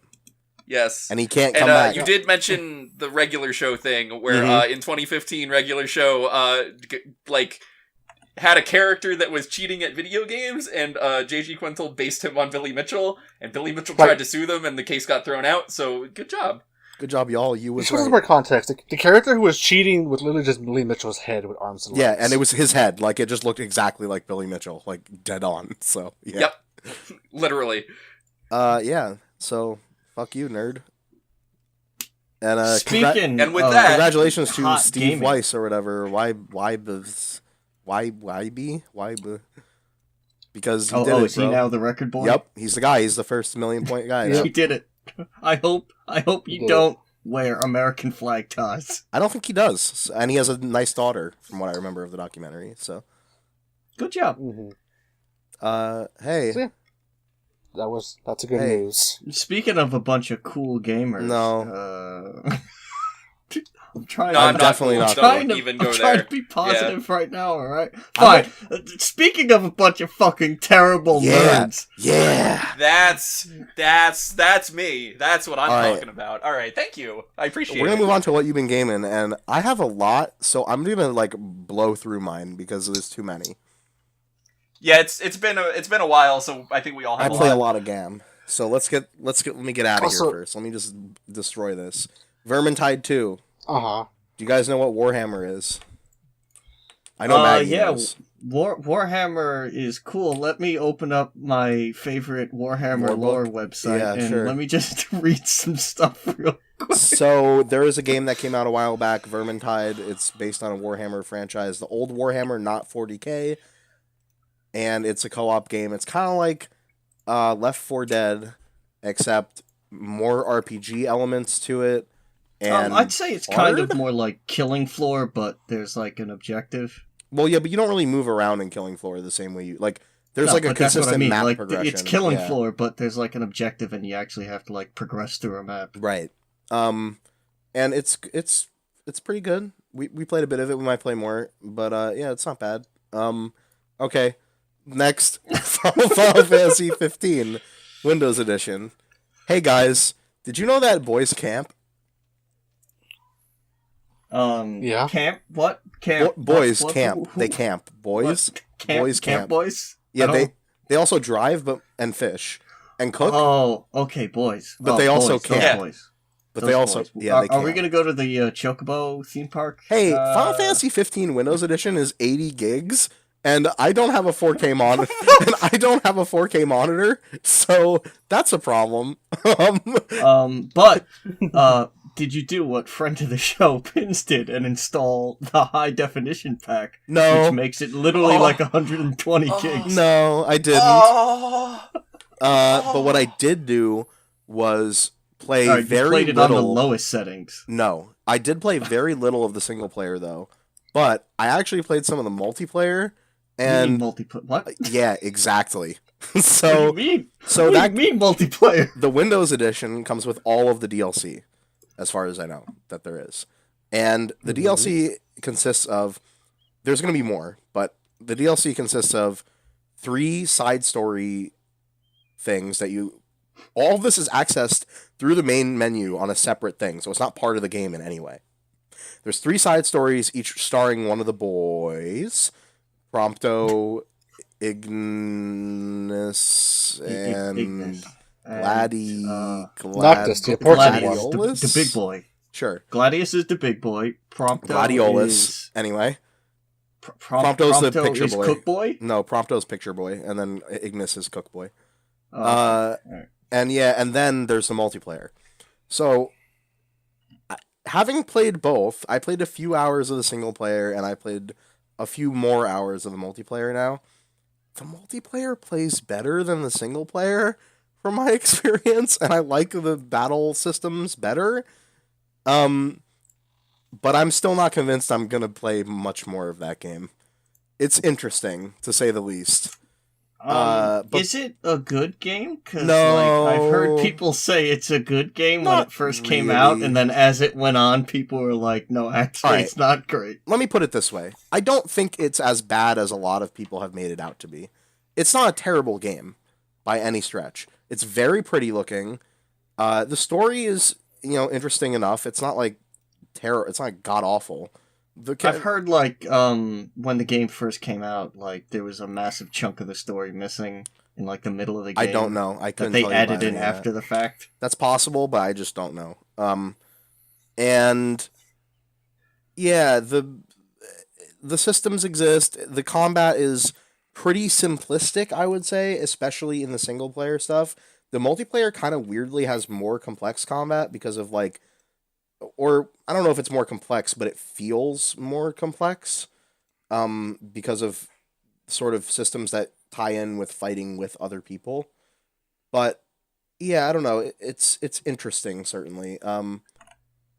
If you want a big long JRPG experience that's an action game and not, I like that this is an action game. Let me put it that way. I think that they need to keep going in this direction and start making Final Fantasies that play like Kingdom Hearts games instead of the other way around. Because I think ATB is dead now. Yeah. If you go back to that now, man, it's just so... I've tried, dude. I played Lost Sphere. I played 8 hours of Lost Sphere. I like that game. And it still is it's a slog playing through that shit sometimes. For me, I physically can't play traditional JRPGs because I just can't fucking deal with it. It's too slow. Right. Just fucking... I think it's time. I think they're moving in the right direction, but I just feel like this was sort of a fledgling effort and maybe not the best that they can do. So like the reason that system existed in the first place was because on a Super Nintendo you couldn't really do more complex gameplay in a game that was that long. Right. But now you can. Right. You can do the thing. You don't need to have menus be your combat. Right. So it's close. I think again, if you want that kind of super cinematic, beautiful JRPG experience, it's still there for you, but it's just not their best effort. I like it better than any of the 13. If you like cup noodles. Yeah, if you like cup noodles. And if you like it when boys camp. But yeah, I like it better any of the 13 series I played, so I don't know. Maybe that's just me being biased. But that's because Lightning is... a very unlikable character, yeah. She's not unlikable, she's just basically like, if you took a cardboard cutout of Lightning and had it somewhere, that would basically be the same exact character. It would be like if you took a cardboard cutout of Cloud from Final Fantasy VII, put breasts on it, and then just... No, that's not fair because Cloud actually does have character development. No, that's my point. It's not him. It's just a cardboard cutout of him. All right. Anyway, so I played some of that. I played Into the Breach, which is the follow-up game from the developers of FTL. That is a turn-based SRPG, strategy RPG, mech game, and the big mechs. I love FTL. I fucking love that game. I put a ton of hours into it, and I think it's really, really, really good. Did you ever get good at FTL? Because I never beat did, it a number even though of I liked times, it a lot. That's what you're asking. I've never finished a run, even on easy. Yeah. It's so hard. I think I beat the game once, and then I got distracted by something else, and I never got to... I don't remember if I ever beat it on regular. I think I did, but I definitely beat it on easy a number of times. So... I got real close on easy one time, but that was about it. I really like that game a lot. This, to me, is interesting, because I think it's for what it does, it's really good, because it's an excellent intro to that genre for a lot of people. That genre is very inaccessible, I think, for a lot of people. Like, you look at games like Super Robot Wars, or Fire Emblem, or even XCOM to some extent. Or that BattleTech game that's literally going to be coming out soon. Yep. And all of these are like, they have so many systems layered on top of the base, hey, this is an SRPG type thing, that for a lot of people, they're very much just like, it's immediate system overload. It's like trying to play a Dark Souls game when you have never played, like, something much more basic, right? So, I think that they do a really good job in this game of making an SRPG genre game into more of like a puzzle than a really deep layered RPG. That's good. However, the problem for me is that's not what I want out of an SRPG. I love the numbers and all the shit like that. That's what makes it... Right when you said it's like turning it into a puzzle, I got sad. Right. And it's so sad because I love that Disgaea just number porn, dumb shit like that. And this is not that. It just isn't. And it's really good, and I like it, but to me, the writing is weaker. The sort of quippy, sort of little cute writing bits that are in it is weaker than FTL, and even though I love robots as a setting, I don't think they do enough with it to make it really exciting. And then my favorite genre of settings is robots. Yeah, robots and apocalypse. Yeah, it's basically almost exactly the story of what's the movie with Tom Cruise and he goes back in Chappie? time? No, Chappie. Yeah, Tom Cruise. He goes back in time and becomes Chappie, and then he dies and then comes back as a member of the Antwoord, and then dies and comes back as the other member of the Antwoord. That movie. It's good. Again, if you want to get into SRPGs, you should play this game because it's a perfect way to get you into them. But if you're somebody who already is super into those games and loves, the numbers and the complexity of them, I don't think that this game has enough for you to get you there. Even on hard mode, it's definitely challenging, no question, but it's challenging in a puzzly way and not in a, hey, I have all these super crazy units and whatever way. It's just you have to make sure you don't step in the wrong place or you lose, sort of a thing. Yeah, I don't know, but it's not a bad game. And then I'm going to mention the last two really quickly in like 2 sentences. Hi, I played Far Cry 5. It's okay. A lot of people complain about that game politically. All of those people are right. Austin Walker, you're extremely right. This game should have a political message, and it doesn't. And that's really pathetic considering the content that's in it. But it's mainly because they advertised it like it was gonna, right, and then it originally. came out, and they were like, "Hey, Right. you lied to us." Yeah, and they It's very kind of like much Dead did, Island, because it has none of that. And then, but it still plays like a Far Cry game, and it plays well. So I've been touching that here and there. Oh my god! And lastly, Tom Clammy's Wild Clams. You're back into that Tom hellhole Clammy's again? Wild Clams. Hey, this game came out a long time ago. It recently went on super sale on Steam because the Season 2 DLC stuff was coming out. So, hey, free weekends. We started playing it, and it's actually a lot better. So I played this game in beta with people, but when we played in beta, it was very lacking, and nobody, after playing hours of beta, wanted to actually buy the game at the end. So you can picture how much it would take for us to go back in and try to play this. But yeah, it turns out they added a lot of stuff and made it a lot more fun. So again, a tonally deaf game, because it's basically about being shitty cops in South America, just doing shitty American cops in South America. No. You're mercenaries hired by Bolivia. America, whatever. Doing terrible things. Questionably legal things. Yeah, and just murdering people and such. But, again, the gameplay is like kind of this fun co-op, dick around and fly helicopters and getting cocaine fights with people. This might just be me, but when I was playing it, I kind of wanted to play Just Cause. Yeah, it's kind of like that. You're like describing Just Cause to me. It's not as wild as Just Cause. It makes me wish Just Cause had the same type of like gun and character customization that game has. Yeah. Just so I can do a little more dumb shit in Just Cause world. It's a That's fair. game that takes itself more seriously than Just Cause and is more tactical. Yeah. Yeah, tactical.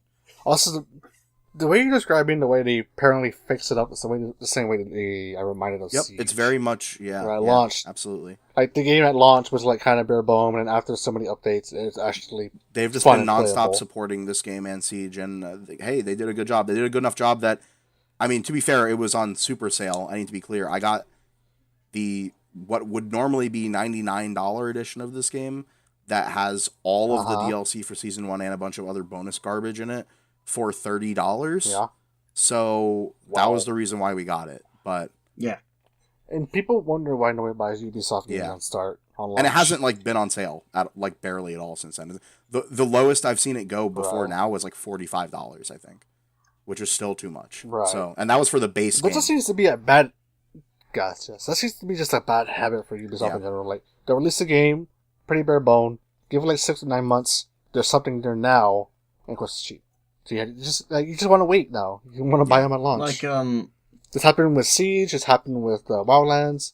I guess it's happened also with For Honor. That game died. I don't remember. No, For Honor is dead. I think people are still playing For Honor. People don't bring that up anymore. Yeah, that's not a game. No, thank you. All right. Hopefully their boat game does pretty well. Someone else talk about games. I'm tired. Hey, let's talk about video games. While you talk about games really quick. All right. Okay. So, hey everybody. I like to play video games. Do you like to play video games? What kind of games? Video games that have big 3D model dicks in them. I completely forgot about Your Friends 3D was a thing. Mount Your Friends 3D. It's a video game. I thought you were popular. You were talking about something else. I thought you were looking into my hard drive. Never mind. I mean, nope. You could have said genital jousting, and it would have been the same thing. No, that's a different game. Oh, a game with big 3D dicks. Yeah, Skyrim. Right. Yeah. I did to the game. Well, you had to do that to solve a problem, from my understanding. So, yeah, let's talk about Mount Your Friends 3D. So, the original Mount Your Friends is only 2D. It is, you use the face buttons on the controller, or whatever, you climb the Tower of Men, and then your dick flops around, right? Mount Your Friends 3D is in 3D, and it looks disgusting because of that. And so the way you play Mount Your Friends 3D is you use a mouse and you use the left and the right click, and you fling yourself with the mouse. You don't use the controller because that was a nightmare. And then also, when you click the left or the right, your left hand or your right hand starts reaching, and you let go to stick, just kind of like the first one. And what I learned is if you're like laying on the ground, right? You click both the mouse buttons and drag in a direction, your guy just goes sliding. So that's Mount Your Friends 3D. It's out now. If you have some friends to play it with. Okay, but did you play Mount Your Friends 1D, and what was that like? I don't think that exists. Did you get the joke? It's a clever joke because it's 3D and then... Yeah, I get it. Okay, I just wanted to make sure. I got it. Okay. Don't worry. We're good. Don't worry about it. Everything's good. I've also been playing the Kirby Star Allies. You know about Kirby? Yeah. Kirby is my good friend Orb. Yes. We call him the Friend Sphere. Yeah. So, overall, I find Kirby Star Allies to be kind of disappointing. At the robot, it's really hard to top that. Yeah, so I didn't even play Robobot, but the level design feels very uninteresting. Like, if you go and compare it to, like, Kirby 64, there's, like, so much more life in Kirby 64. You know what I mean? And... it's very slow to go back to. Yeah. Go on. And then, when you... So, Star Allies thing is, if you're playing single player, you, like, throw a heart at the enemies, and then they become your friends, and they fight with you. The problem is their AI is stupid, and they keep killing things that I want the copy ability for. You mean the fact that they're too good? Yeah, they'll just go and kill stuff on the screen, and I have no way to stop them. It's like, no, I want the fire ability because I got hit and I lost my ability. Can you not? No, it's dead. Don't worry about it. Yeah, it's simple. It's just like go back a screen and come back. Have you tried increasing your friendship level by kissing your friends on the mouth? I have. We're gonna get to that. Don't worry. But yeah, so luckily the enemies respawn as soon as you like walk off the screen and walk back on the screen like it's fucking NES game. Yeah, so when you pick up a health item, Kirby regurgitates that health item into the friend's mouth like a baby bird. They confirmed he's kissing them on the mouth. He's doing a sloppy makeout with his friends. I like how they legitimately they were like, yeah, he's kissing. Yeah. So that's another weird thing. What's weird? What else? Kirby. Yeah, would you let Kirby kiss you on the mouth? Oh yeah, for sure. He gives me health. Okay. Yeah, exactly. All right. Rejuvenate me with your tongue, Kirby. You know that he's not kissing, though, right?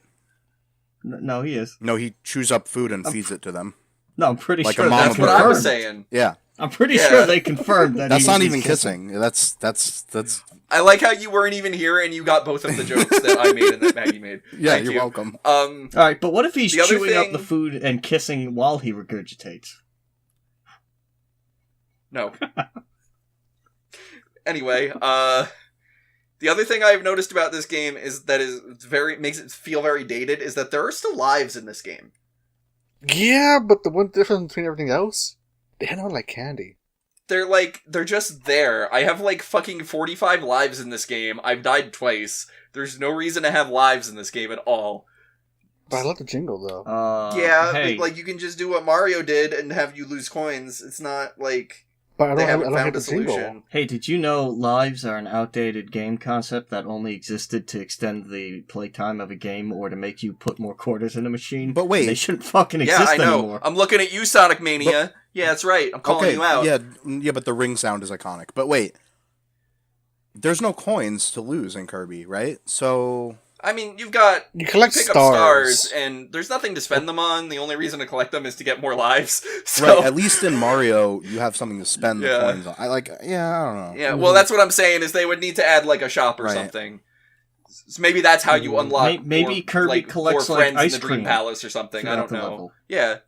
You unlock... No, the friends just kind of pop up there whenever you just go to the Dream Palace. Yeah, pretty much. Like, those stars have been there since, I think, Triple Deluxe. And just kind of, they're just there for lives.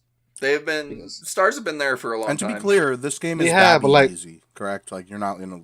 Yeah. Yes. I've died maybe twice in this game ever, and I'm almost at the end. I have, like, maybe 3 levels left. Every Kirby game, the challenge is usually in the bonus stuff, like the True Arena, or in this case, the Ultimate Choice. Yeah, I mean, that's true, but, like, I want, like, a little more than this. Like, a fucking Return to Dreamland had a lot of, like, fucking interesting shit I could go find. So and this does what not. I heard is that, like Robot was made by the A team, and this game was done by the B team. Well, it kind of shows. It's still, like, a good game overall, but, like, it's definitely not up to the standards I've come to expect from Kirby over the past couple of years.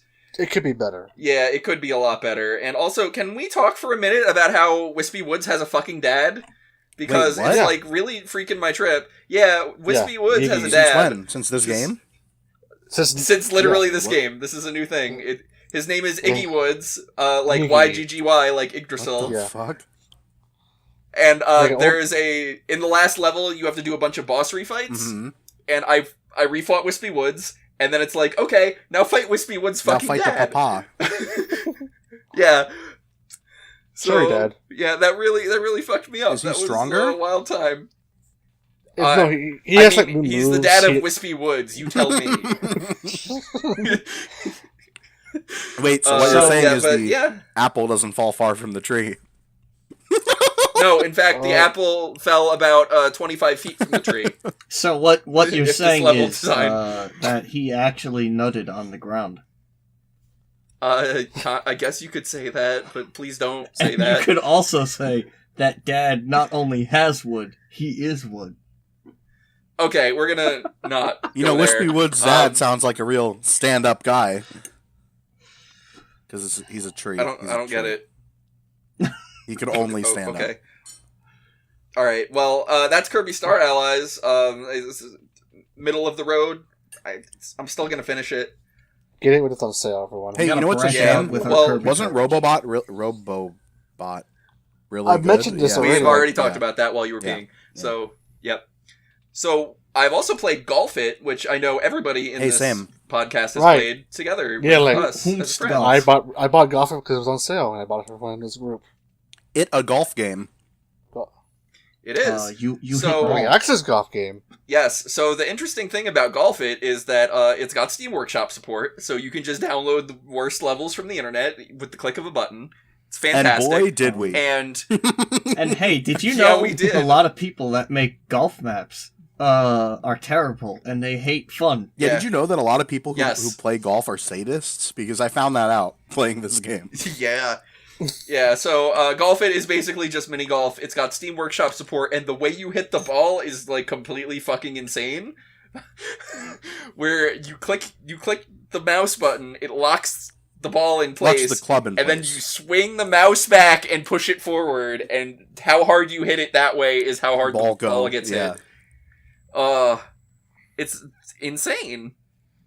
That's the weirdest way to do golf I've ever seen. It was made by a crazy person, but also it's great. So okay, it's a lot of fun as long as you don't get like a really bad map, which there are some of those. So watch out. Which you do. I feel like most of the maps that we played were made when the game launched, so a lot of this new stuff they've added have not been something we've seen yet. Yeah, I mean some of them. It's community content, right? It's a crapshoot no matter what.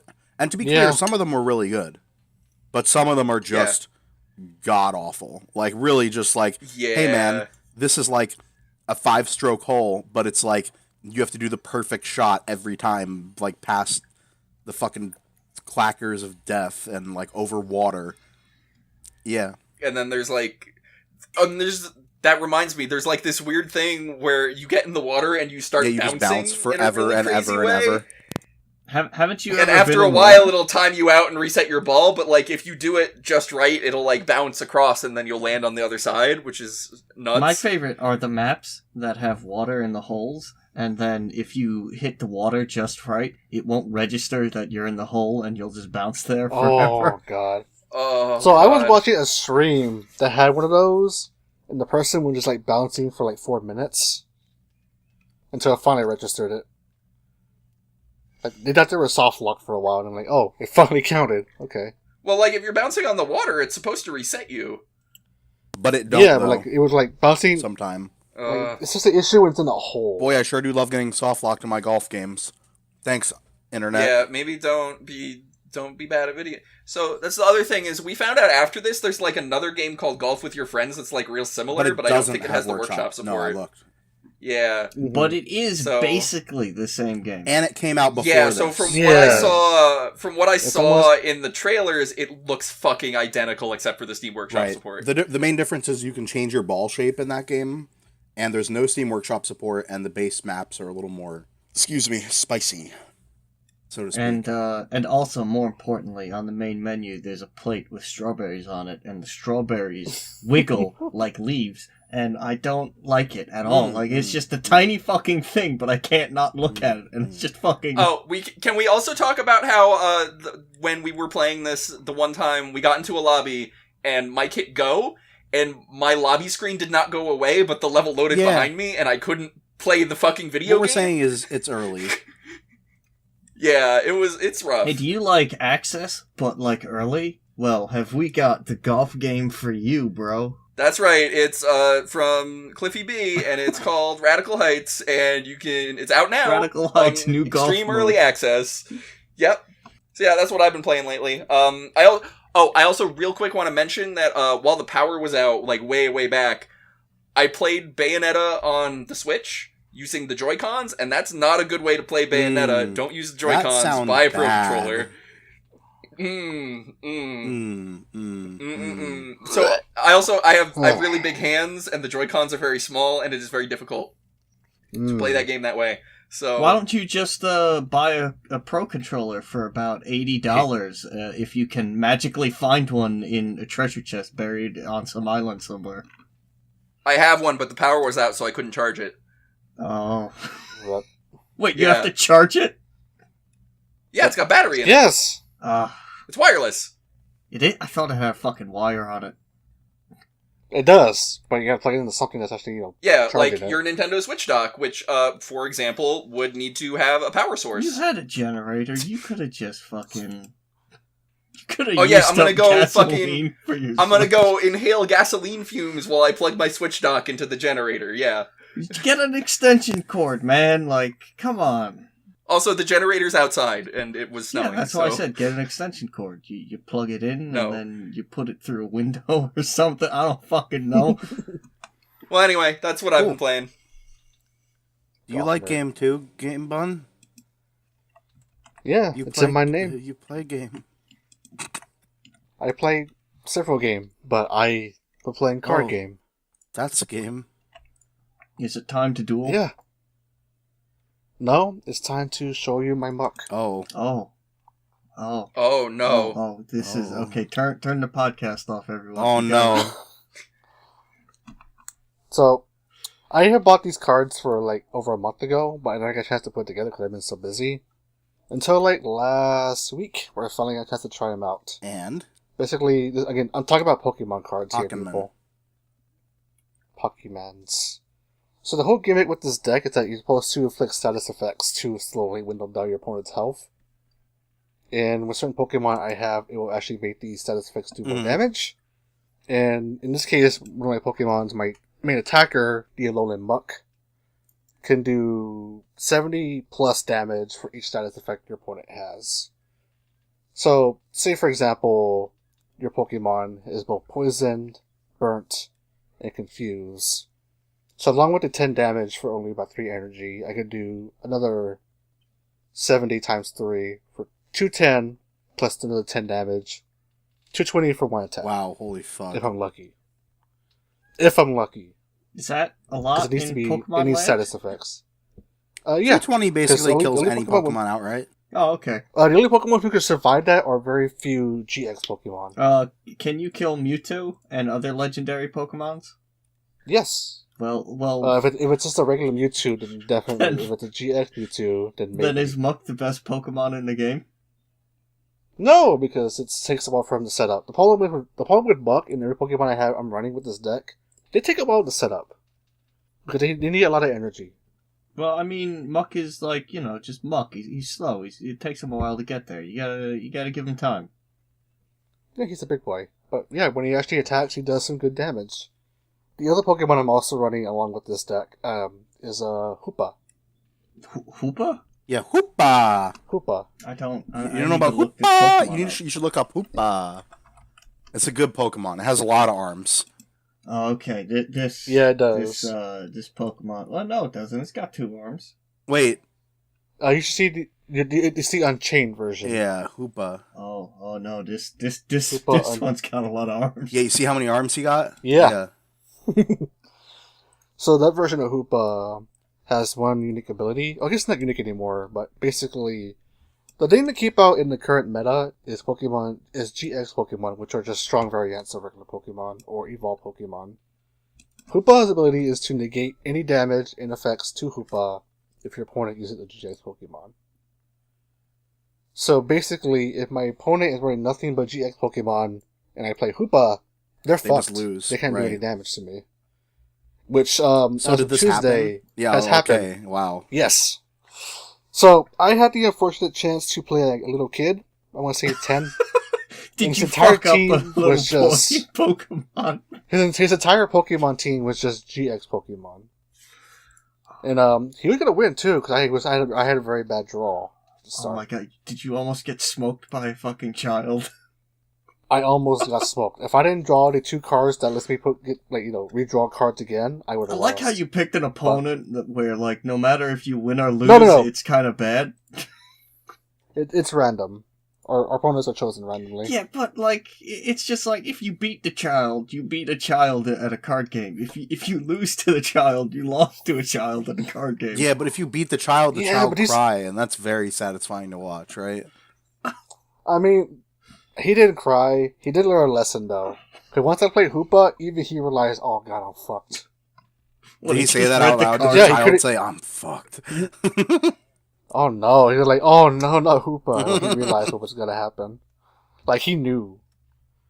Like, all he could do was just look at my cards, try and draw to get something, and set up, but he couldn't really attack. Rest in peace, never forget. He killed a child that day. And then my fourth opponent for that night had the same problem. Though she had another like basic Pokemon to attack. Was this like a tournament or? It's so every Sunday and Tuesday, one of my local card shops does like Pokemon like challenges. Because it's a card shop and a comic shop. And Tuesday and Sunday nights are Pokemon night. So a couple of us would get together and just play cards until like closing. But Tuesday in particular was a Pokemon League challenge, so there were more people that day. So what happens if you win it? It was So the prize for the Pokemon League challenge was you were the first 4 people on top were to get Magnet Zone cards with a special icon on it. It's mainly just bragging rights. Did you get it? I left after the 4th match. I had to get home. I had to work in the morning. You were winning, so I didn't finish. I lost my first 2 matches. So I was 2-2 that night. Not bad. Better than 0-2. Yeah, not bad for. Yeah, I was that's like an even kill ratio in the Pokemon world. Exactly.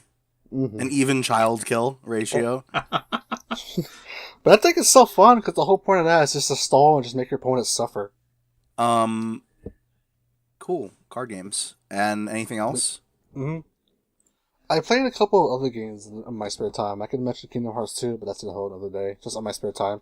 I actually play Fortnite on the random night. Wow. Uh-huh. Well, I guess you're not guesting on this podcast anymore. Hey, would you say you played Fortnite about a fortnight ago? Honestly, at this point, yeah. It probably all right. I'm not on the podcast anymore either. So do you want to start up a new one, my dude? All right, Concordat, you're on deck. Come on in. We'll record it every fortnight. Fortnite only podcast. Funny you should mention that. I have an announcement later. Yeah. Continue. What else did I play? No, it's okay. You don't have to remember it. Maggie, go. Fortnite, we gotta get out of here. Fortnite is it. This is running long already, I can tell. Fucking video games, huh? Okay, we talked about Todd Howard already. We don't need to talk anymore about Todd Howard. I did video games. I futilely tried to get a game to work, and then I was like, what if I play, like, actual games? So, and I'm not opening my Steam library up to remind myself what I have installed right now at home. Why would I do that? Oh, yeah, I bought Hitman at some point, and I played that a bunch. And, that's a good I'm game. so happy they remembered what a Hitman game's supposed to be. And made it fun and gave it a ton of content, and yeah. Yeah, because, hey, do you remember, like, Blood Money? Yeah, is that the third one? Blood Money was, like, the best old one. Yeah, the third one, I think. No. That's the one I lose track of the subtitles. Blood Money is 4. Is that the one where the last level is you are coming out of the coffin with the guns and you shoot everybody? Yeah. Yeah, Yeah, that's... Yep. Blood Money's the 4th one. The first one is not great, and nobody remembers it. Sure, Blood Money isn't the third one.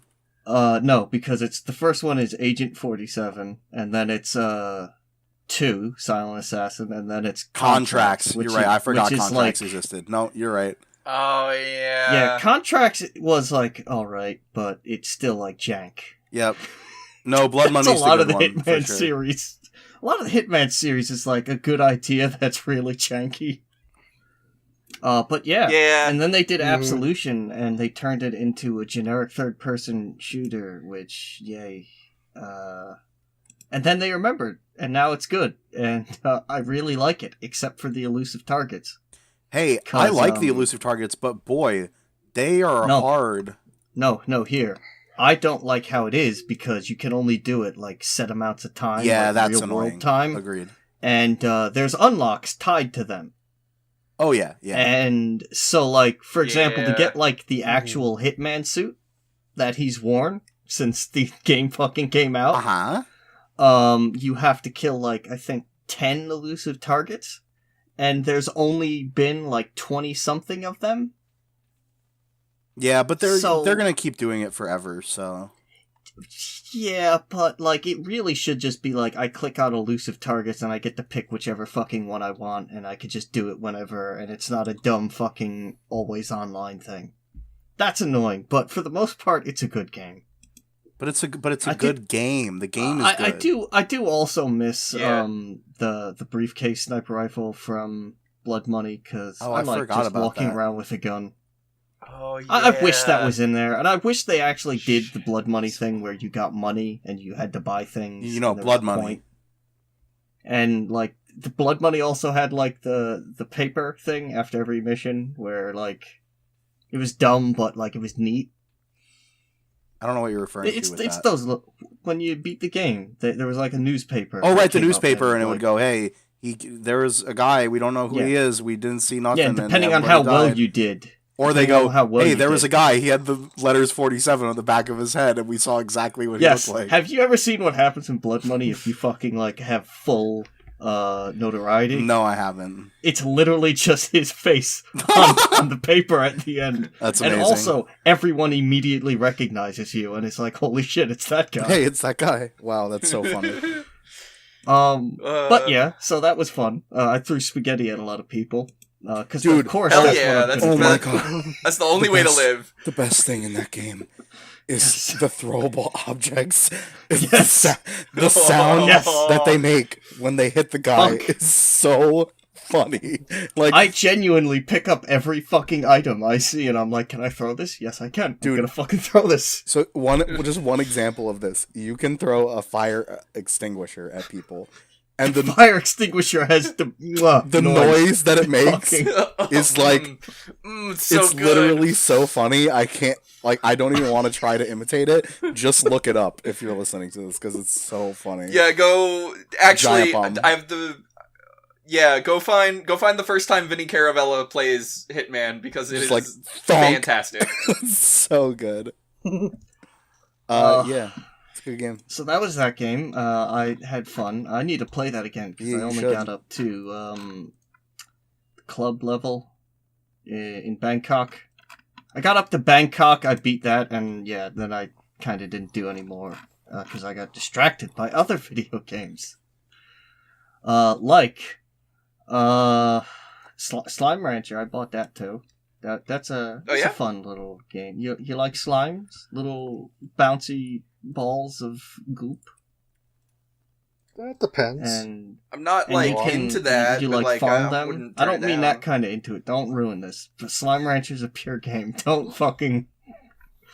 You just farm a bunch of happy slimes for their plorts, which I don't fully understand what that is, but you feed them. Can you just say that word one more time for me, please?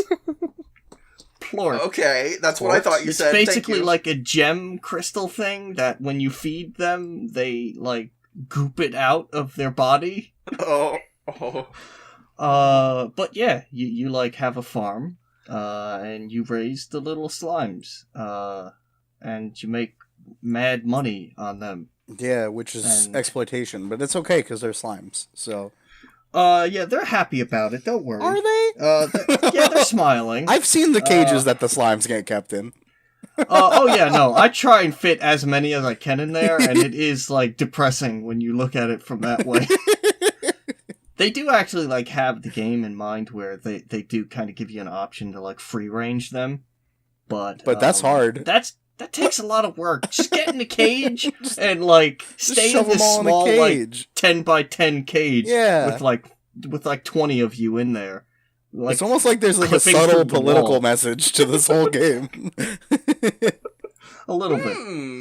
But yeah, that's like a fun little game. I put a bunch of time into that. I still haven't beat that. I got distracted from that game, too.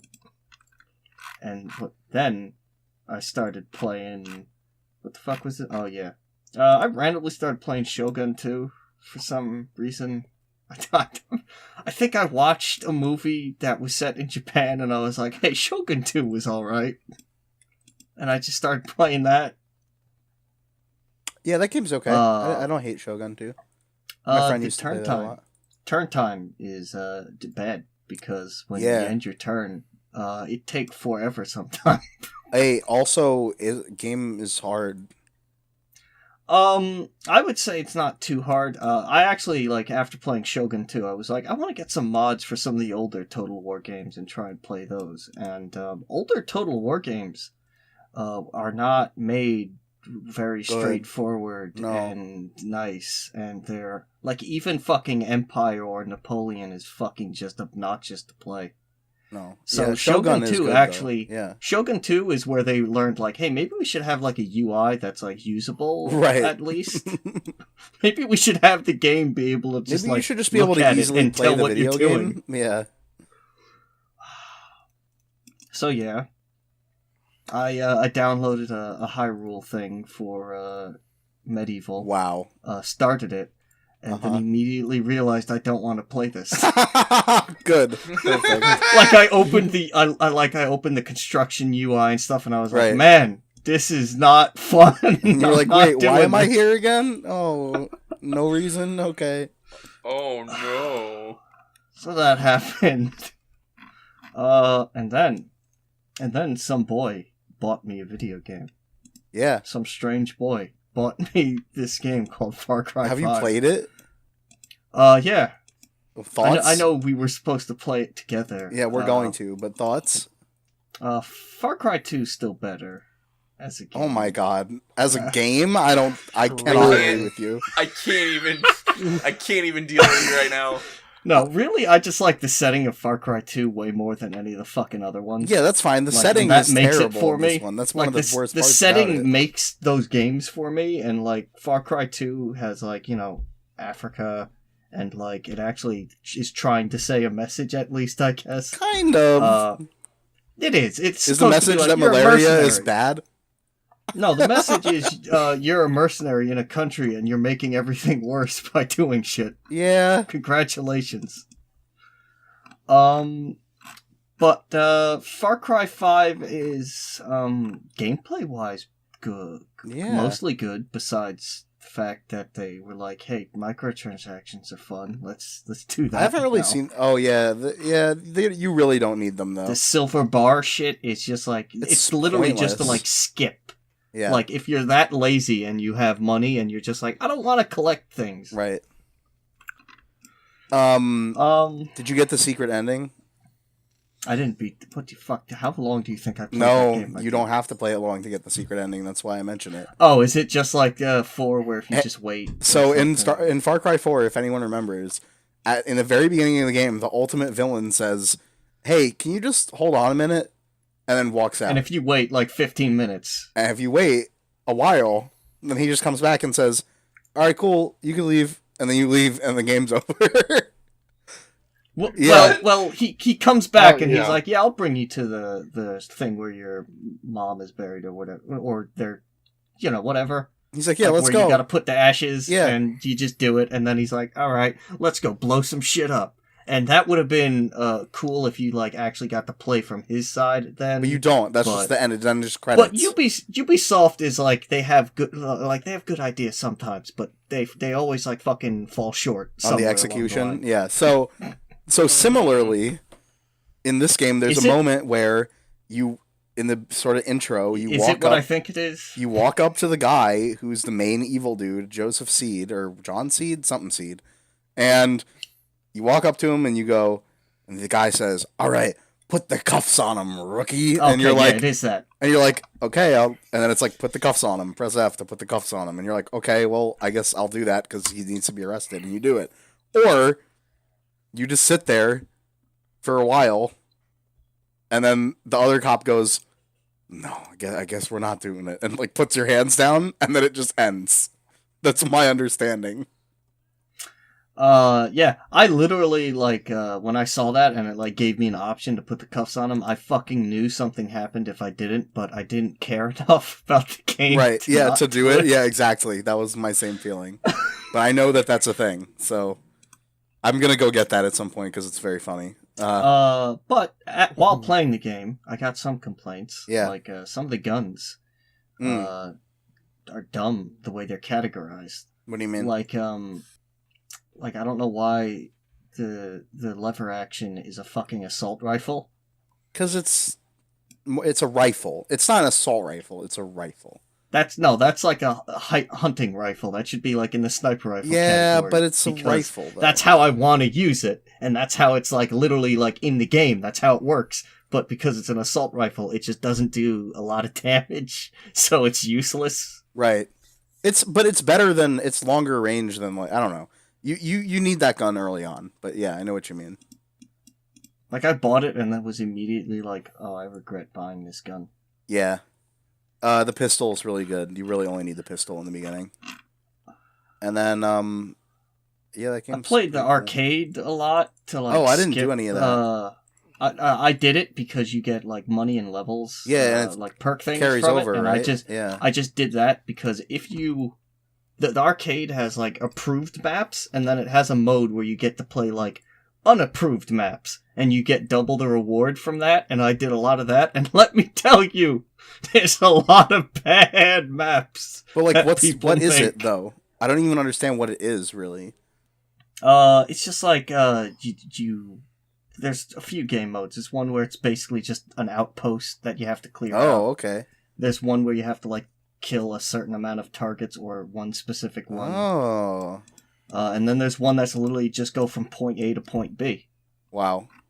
And you can do neat things with the game modes and the maps, but people don't. I'm guessing. When I played what's called hero mode, which is when you play low rated maps, and that's the point, is to try to play maps that have almost no one playing them, right? And stuff.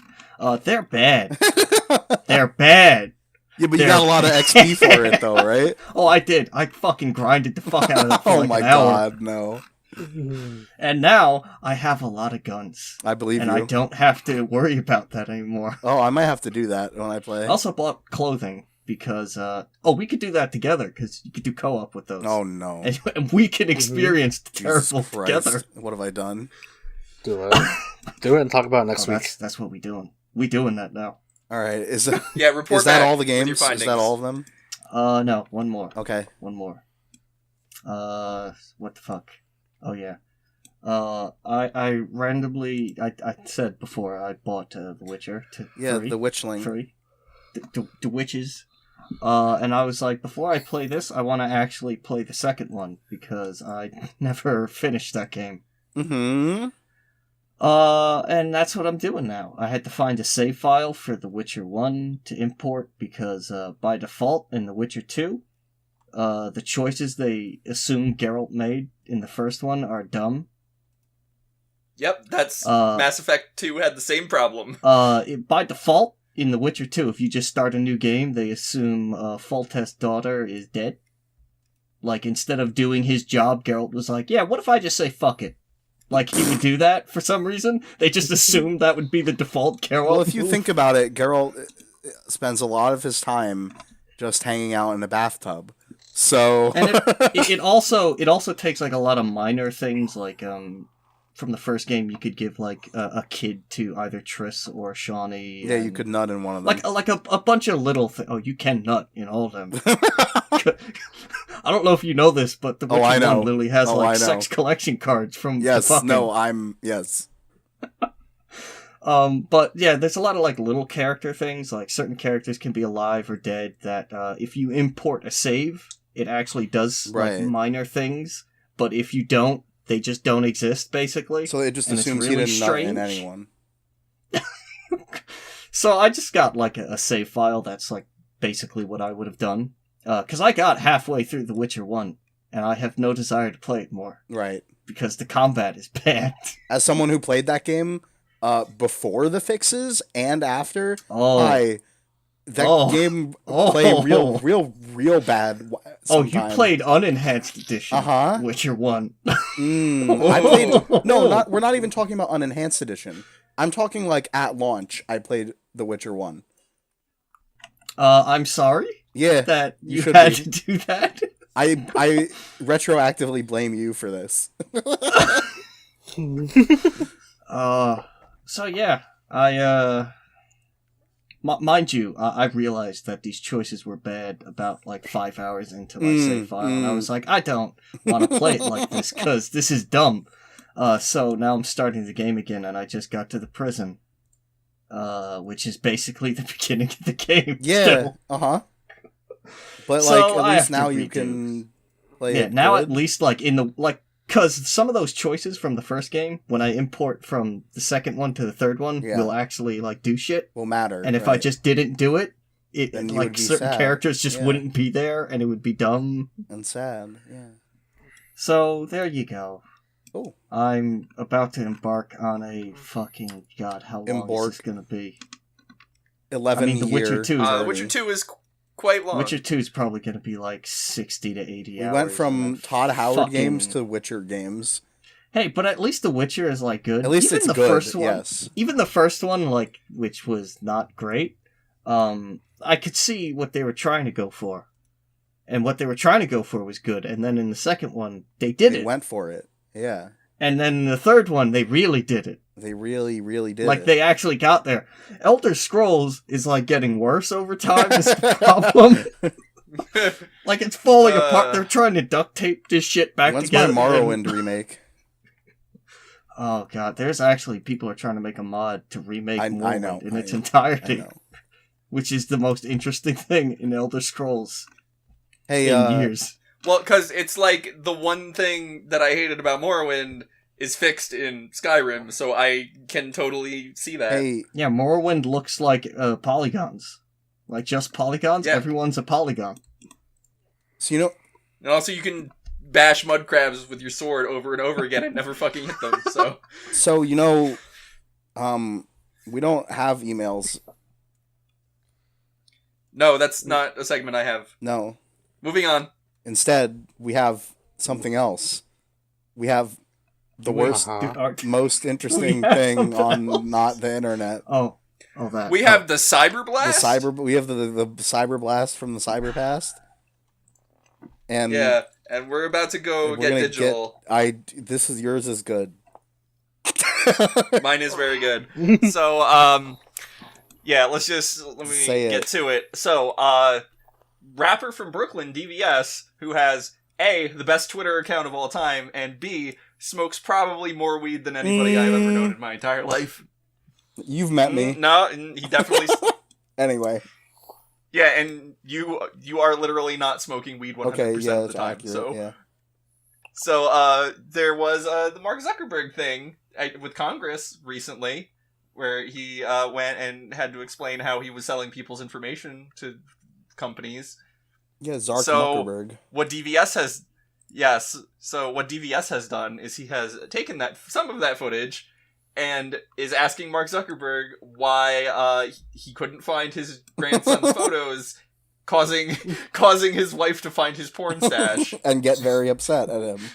And make him sleep on the couch. Scooch over, Mortimer, I'll find it myself. And it's good and funny. It's good really internet good content. Yes, and I introduced DVS to my stupid idiot libertarian coworker who only talks about Magic the Gathering at work. He's like a completely different person now. I feel like I can relate to him a lot better.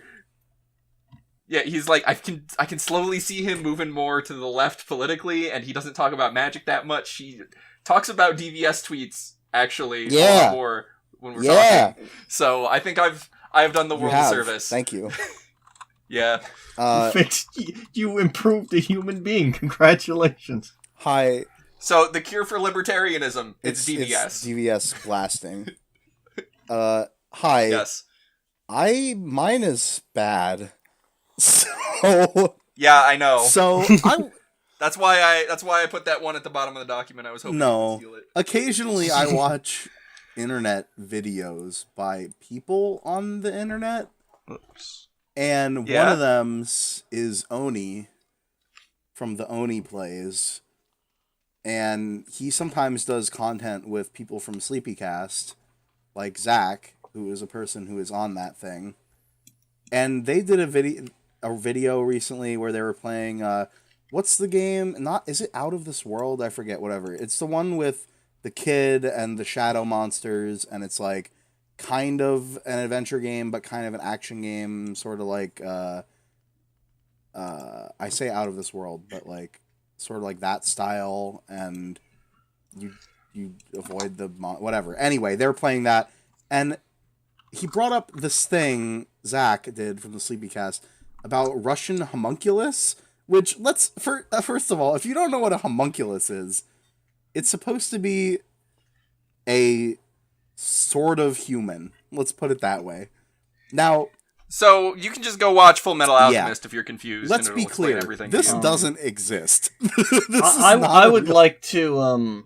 I'd like to just say I clicked on the video and it said this is a video YouTube considers inappropriate. Yes. And then I skipped around a little bit and I noticed he's got a syringe. Okay, wait. So I'm gonna explain it. I'm gonna explain exactly what happens in this video. So this guy has a crazy person Bible that tells him that you can create a homunculus, which again, really need to stress, no, you can't. That this is not a thing. But do you know you can't? How do you know you can't? Have you ever tried? Have you ever seen that they don't exist? No, I haven't, but let me tell you how this guy tries. So what he does is he takes chicken eggs and he cracks a small hole in them, and then he takes a syringe and he fills it with his semen. And then he puts the syringe into the egg. He makes sure to get it into the yolk. You need to do that. Very important. Injects his jizz into the egg yolk and often gets it all over his hands in the process. And then tapes shut the egg and then puts it in a hat in this case, but so he just wraps it. Okay, so you're leaving out one very important detail. He doesn't just tape it shut. He's using Band-Aids. Well, sometimes he uses duct tape and sometimes he uses Band-Aids. In this case, he used Band-Aids. And he puts it in a hat and then he puts it in his closet for weeks or whatever. Now, to be clear, to fertilize, you know. So what do now, you mean? No, the motherfucker. No, wait. Let me finish. So he does this, and then what he actually does is he gets some sort of a worm or something. I don't know what this is, and he puts it in an egg, and he tapes it shut, right? And then that's not on camera because, you know, it's a homunculus, guys. And then he cracks the egg open, and he takes whatever this thing is out and says that it's a homunculus. And in this particular video, it kind of curls up when he takes it out and spits at him. And his reaction is to take his big Russian Bible of homunculus knowledge and yell "Sikabiat," which means shit, and then smash it with the Bible, causing blood and shit to spray out everywhere. It might be a leech. I have to see that. Yeah, it's within the last about. You go to like 440 if you want to see it. Anyway, that happens, and you know what's really fucked up about this? This video is, I think, probably the most fucked up one. Yeah, this is probably the most fucked up one. But what you don't know is that this is number 2 out of 21 videos he has about this. So if you ever just really want to go down a real crazy fucking YouTube Is this hole, real? No. Is this real? No. It's not? Please tell me it's not. It's not. Like, it's a joke. It's a very nice... No, I don't joke. think it's a joke. He definitely believes this. Probably. That's what I mean. Like, or is he's this doing real? it for content? I'm not sure. Anyway. Yeah, Nobody knows. anyway, Right, it's but real I weird. just want to say that hearing a Russian man scream "Belia" and then smash strange creature. And if you want to donate to his PayPal, it's right there in the description. So, you can watch him fill more eggs with his own jizz. I'm pretty sure you could put that in like a Metro game and it would fit in perfectly. Yeah. All right. So just that's mine. them. I found that on the internet with help, and then I watched it, and you can too. All right. I recommend that you don't, but that's just me. I'm saying thanks, but I don't know if I mean it. I don't think you do. Next. I'm pretty sure I don't. Please. Let's move on to lighter news. On the lighter side. Wake me up from this fucking nightmare, please. On the lighter side. We'll see Maggie for Lawson. So, going back to the Gokus, what I'm noticing, at least with 130, I guess I mentioned this earlier. I love Goku. For whatever reason, parts of Mexico and even the government wanted part of this, decided to air 130 quickly subbed for at least most Mexico. So you'll find videos online like just like a huge crowd, God knows where down there, all huddled up together watching a projector of the latest Dragon Ball Super episode. Like a giant ass reaction video. It's really amazing. And they fucking loved it. Yeah, the one we have here, at least in our little docket, is from episode 130. But I've been watching all the ones from 131 from like different parts of Mexico, like Cuba, Ecuador. I forget the last one. And even more of them have sprung up. And they've all had like these same reactions to all the same points. So it's kind of amazing how like different parts of Mexico, but they all have the same love and reactions to Dragon Ball. And the reaction was, this is dope and it rules, and we're all very hyped for it.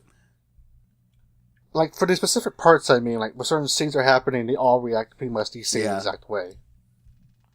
And it's incredible. Like, they're even cheering, like, they're cheering for Goku. They're all in an anime for the anime to win against the other anime. Even though it is decided already. And it's great. In Mexico, do they have Goku Day, where it's just everyone gets That was the day this. off because... That was this. This was that. That was it. You joke about that, but like I mentioned earlier, there have been like videos, like there's been like this parade of people dressed up in like really bootleg looking Dragon Ball outfits. Oh, I think I've seen just one. Like marching down a street. Yeah, I posted a couple in the Discord before, and they're recent too because it's like, hey, there's a Beer's outfit too. There's a Whis outfit. There's like paper mache helmet heads and everything. All like just like drumming down street with like different instruments. If you ever questioned if Latin America loves Goku, they fucking love Goku. They love that Goku. They like the Goku. They like the Freezer. They even like the mean guy. They like them all. The alien. The Lamau.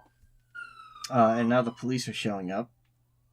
Oh god, Mexico run. Like, it got so big to the fact that Toei of Japan sent a letter to the Japanese branch in Mexico. Like, hey, please tell them not to. Please don't tell them Can not you to do stop this. having them just do public screenings of our show like this? We want them to pay for And the this rest of stuff. Mexico said, "What?" And they all went "No, fuck literally, you, we're doing no, this." fuck off. We're gonna keep doing it. Good. So, yes. I think the best part about all of this is that apparently someone in our Discord has talked to someone in Mexico that whenever the new Dragon Ball movie comes out, they're gonna do public screenings of that just like this. Almost That's on launch awesome. day. That's wild. They as should hell. do that here. And I cannot wait for that. It's a shame we don't care about Dragon Ball. I love Yeah, Must just say put fucking Goku versus Brawly up on the fucking big ass screen in Times Square. Just let's Oh go. my god. I would love Yeah, that. let's I go, want to man. say that I like. Wait, which version though? The one I genuinely love The one that, with- that Dragon Ball is like a fucking pastime in Mexico. It has to be the English version with the bad new metal. Yeah, that's the one I'm correct thinking of. Yeah. Yeah. That's awesome. Yeah. That's awesome. Okay, Maggie, what do you got? Oof. Well, Oh, help. I see there's this little boy with spiky hair. in one Hey, of do you your guys videos. like Sonic Adventure and Kingdom Hearts, man? I I don't like either one of those things actually. Well, have I got a treat for you? Oh, this is bad. But you know what I do like? You know what I do Is like? I like Tony Hawk's Underground Hey, me too. too. I like Tony Basically, Hawk's Underground yeah. 1, even. Basically, because nobody can see this at the moment. The first is a video, and it's someone modded in the entire hub area of Sonic Adventure into what skate game? What skating? Underground 2. Underground 2. Right. So now they also have another mod where the skater boy is a good fantasy Kingdom Hearts boy, Sora. Yeah. And Yep. so Sora is just skating the fuck around the Sonic Adventure hub world. So they've and really combined all just my fucking- fetishes here in a really bad way. Yes, while it's fucking while wild, man. trying to find a balance by Atmospheres playing, which is how I knew it was Underground 2. Yeah, and also it Like, says don't do drugs. Do you this- think Sora listened? This video No. is a lot. But I want to play this now. So what we're saying is Tony Hawk's Underground 2 has gotten weird since but release. now I think. Have you played 2? though? Yes. Yeah, it was kind Now of it's always real weird. now here's the thing. I showed this to good boy Alex over there. Mm. And Yep. it's fucking somehow Sonic Adventure like burrowed into my mind and reawakened some dark memories. Mm. There's also part 2 of this is still Sonic. Have you ever seen concept art for Shadow the Hedgehog? I hadn't until I clicked on this. Right. I have for a Um, while. These images like explain everything. Like when I saw it, I had a fucking revelation and I understood everything about his goddamn character. You know, in the second set of photos, the way that his eye is, you know what it reminds me of? Cable from X-Men. Hey, did you like how that version of Yeah. Shadow the Hedgehog has a knife? He just has a knife, yeah. He just has a fucking And he has like a Mega Man base cape. Oh, know what I mean? God. Yeah. My from Battle favorite one Network. is Yeah. the first screenshot. If you look at it, It just seems like a Japanese The one where thing. he's- if you look oh, at the first. with the dumb The first- sunglasses and the...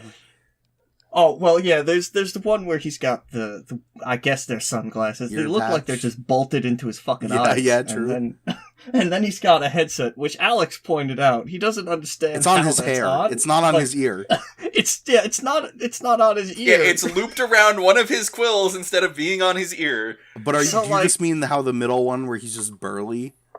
He's just burly. No. Sonic? I mean, if you look at the other one, the one on the right. Oh, you don't like uh, Shadow with bangs? that is the genuine best fucking thing I've ever seen, and I wish Shadow the Hedgehog looked like that. You wish he had bangs? Yeah, so before we started the podcast, we were talking about this, and I wanted to point out that the Shadow the Hedgehog with bangs thinks that AFI is the most significantly cultural band from 2003, and that haircut is the exact same haircut that was very prevalent in my high school, because I went to high school in the early 2000s. So this is it. This is perfect. But I also We're here. had a revelation that if you look at the second page, that's like how they envision Shadow's character to be like, theoretically, like, cool anime hedgehog. And then on the first page, the like, geeky tween fucking Shadow is, like, basically who he appeals to. And that's the story of how Sonic Forces was born. And that's why Shadow the Hedgehog is my hairstyle hero. And I would just like to take this moment to remind everyone that Shadow the Hedgehog is related to a giant lizard in space. Thank you for your time. You're welcome. Alien lizard. Get it right. Thanks for listening. Thanks. I was going to say watching, but that's not quite right. Yeah. So yeah, that brings us to the end of the podcast. We did it. We did it. So I have a couple of things to say. First is, sorry about the lack of episodes. We're going to try and right the ship, and I think step one of that is we need to move to recording this bi-weekly. And that like is every other week. Happen. There's... yeah. Rather than not happen. Also, yeah, so we're going to record every other week instead of just trying to slam out episodes one after the other and never get them edited. So... The other thing is, the semester's ending soon, so I can help you with editing, Mike. Yeah, you don't have to look like this anymore. I also want to point out that some friends of mine have also started a podcast. Oh, spooky. It's not the one that was recorded yesterday, because I don't know what that's called yet. We'll figure that out. Probably talk about that later. Mm-hmm. But this one is called Flash in the Pancast. Okay. And in the time since we recorded last, they have launched successfully and put up 7 episodes. Christ. So that tells you where we are. Yeah. So don't listen to them. The episode that went up. Successful. No, do listen to them because they're my good friends, Dex01 and Gertrude Perkins. You might know them from Let's Play, since that's probably where everybody knows me from. In the episode that went up yesterday, they watched Eevee Party 2 at my suggestion. So they just... Their thing is they go on Newgrounds and they watch old Flash cartoons. We're infesting other podcasts with our garbage. No, I did that. That's not... I did that myself. I'm the bad one. Yeah, no, yes, I kind of blame all of us collectively for that kind of stuff. It's kind of like... No, I specifically, I went to Newgrounds and I copy and pasted that link and I put it in an email and I sent it to them. So that was all me. So that's cool. Go listen to that. Yes, other friends of the podcast, Toontown Public Works, they've started Patreon. Yeah, they sure did. I've seen it. So you can go check that out. They posted up an episode where they watched the Emoji Movie and hated it, so that was pretty good. Yeah. Oh, you reminded me. I gotta do something this weekend. Yeah. So yeah, they're also good friends of the show. I don't think there's anything else. There is one more. There is one more thing. Like, comment, subscribe. No, there is one more thing.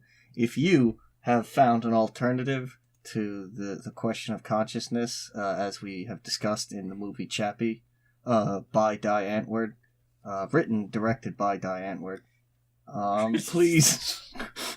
please email us at mikolith.com/Twitter. We're struggling with this one, huh? We need to find the finish.